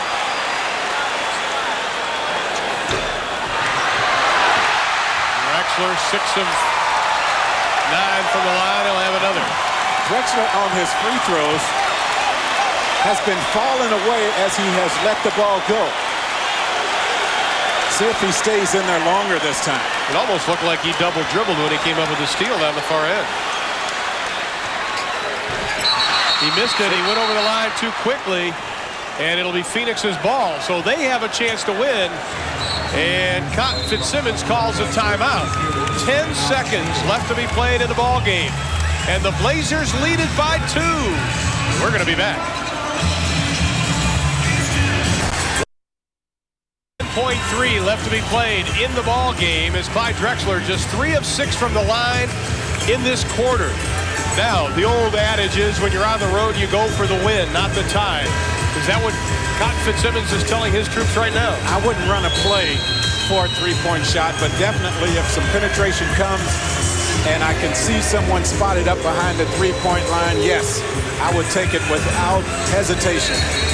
Timeouts remaining. The Suns with a full and a 20. The Blazers with one full timeout left. Ed Nealy is taking off his jersey, coming out into the lineup now for the Phoenix Suns. You wonder why Ed Nealy? Well, Ed Nealy's added something to his repertoire this year, and that is the three-point shot. On the year, Ed Nealy is 20 of 50 during the regular season, 40%. And that gives you an extra added man out there that can hit the three. Right. He is 2 of 5 from three-point land during the playoffs. Chambers better do something. We've got a whistle. Timeout, Phoenix.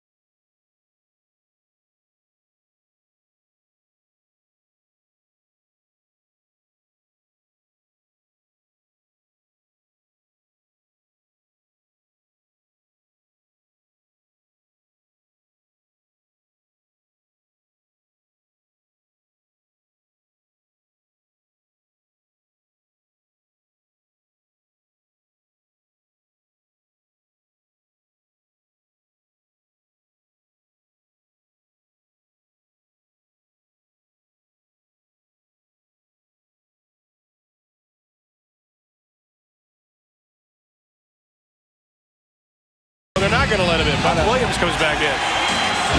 Here we go, folks. A little more quickness. Here we go. Chambers goes up. The shot won't go. The rebound. .1 left. Portland has the basketball. Phoenix has the basketball with .1. They cannot get a shot off unless it's tipped, because you have to have at least 0.3 of a second for a shot. And we're going to take a look at Tom Chambers. I thought, although he was moving forward, he got a pretty good look at the basket. I think he did. And once again, I have to give Terry Porter a lot of credit. You know that Phoenix wants to get the ball to KJ, but look at how he is face guarding Kevin Johnson to keep him from shaking free. That's a pretty good shot right there for Tom Chambers. Doesn't get it to go. The ball belongs to Phoenix. And really, they should add 1/10 of a second on the clock as we look at it from another angle. Tom got a good look at it. He did. He did. The shot just would not go down. And we saw in that first replay, there was 0.2 of a second left when the ball went out of bounds. So now Phoenix have no timeouts remaining. Portland still has one. So they've got to get the ball in. I guess one of the things you want to do is the tip, but obviously you try to draw some type of contact and a foul. I think you're right. I think if I'm Portland, I just maybe even if I can't get it in, just throw the ball off the leg of one of the players to get the clock to start. Just get the ball in bounds is what they have to do right now. Rick Adelman telling his troops to be careful about that possible tip. In the other huddle, Cotton Fitzsimmons trying to figure out a way to get a ball tipped, considering he has two centers sitting down, having fouled out of the ball game, and he has to go with some small lineup. Paul Westphal talking to Kevin Johnson, trying to devise a way to get a shot that takes less than 1/10 of a second. But once again, the NBA, the old Trent Tucker rule, you need at least 0.3 of a second for a shot. You can have a tip, though, with 1/10 left. Oh, this is. I thought the ball was going to Portland. It's going to Phoenix. Yeah, my bad call. Yeah. And now Portland calls. No delay of game warning on Portland has no timeouts left. Phoenix has no timeouts left. It's a delay of game warning on Portland. Here we go. The tip, it won't go down, and Portland wins game one.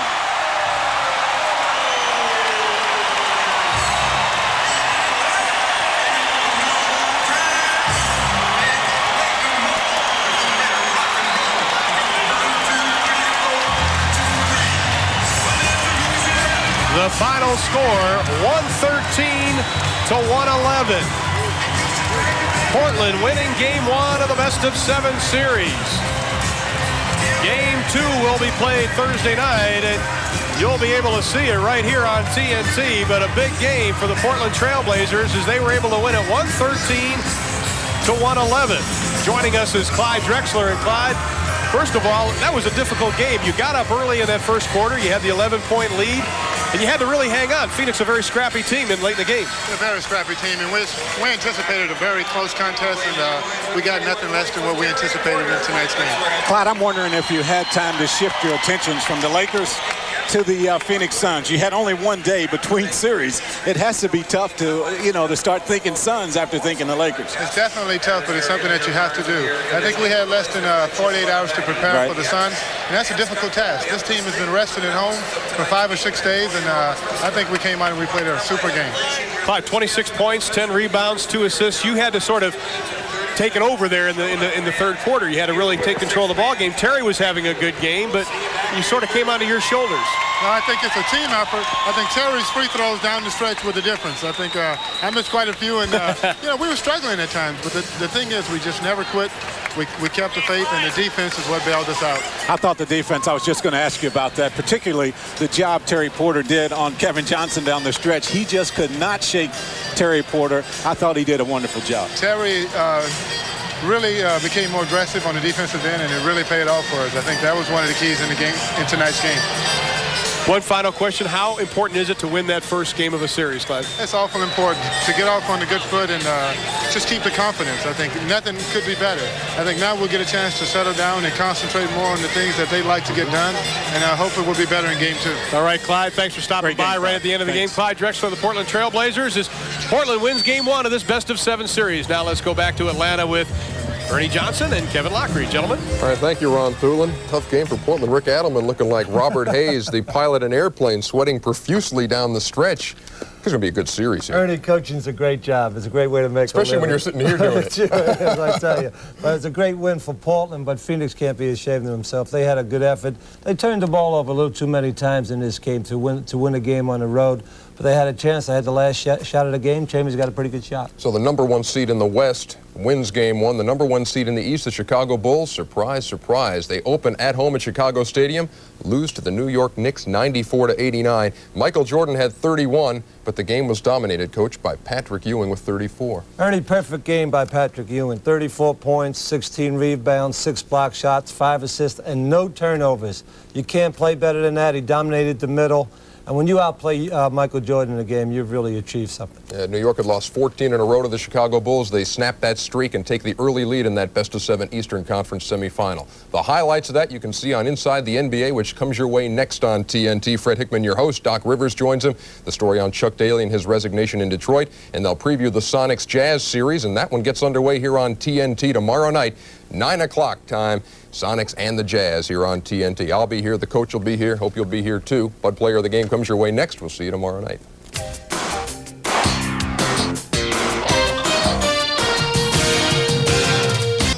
Once again, our final score, Portland wins game 1 of the best-of-7 Western Conference semifinals, 113 to 111. And our Budweiser most valuable player, Terry Porter, 31 points, 7 assists, 7 rebounds. And of those, 12 of 12 from the line, 10 of 10 in that fourth quarter. Terry Porter, our Budweiser player of the game. Be sure to stay with us. NBA action continues your way tomorrow night, 9 o'clock Eastern time. Seattle against Utah. That'll be with Jim Durham and Dick Versace. And coming up next here on TNT, Inside the NBA, Fred Hickman along with his guest, Doc Rivers of the LA Clippers, all coming your way next right here on TNT. Once again, our final score, Portland wins it 113-111 despite 24 by Kevin Johnson of the Suns. For Jack Gibbons and our entire crew in Portland, Oregon, I'm Ron Thulin. Thanks for watching and good night, everybody.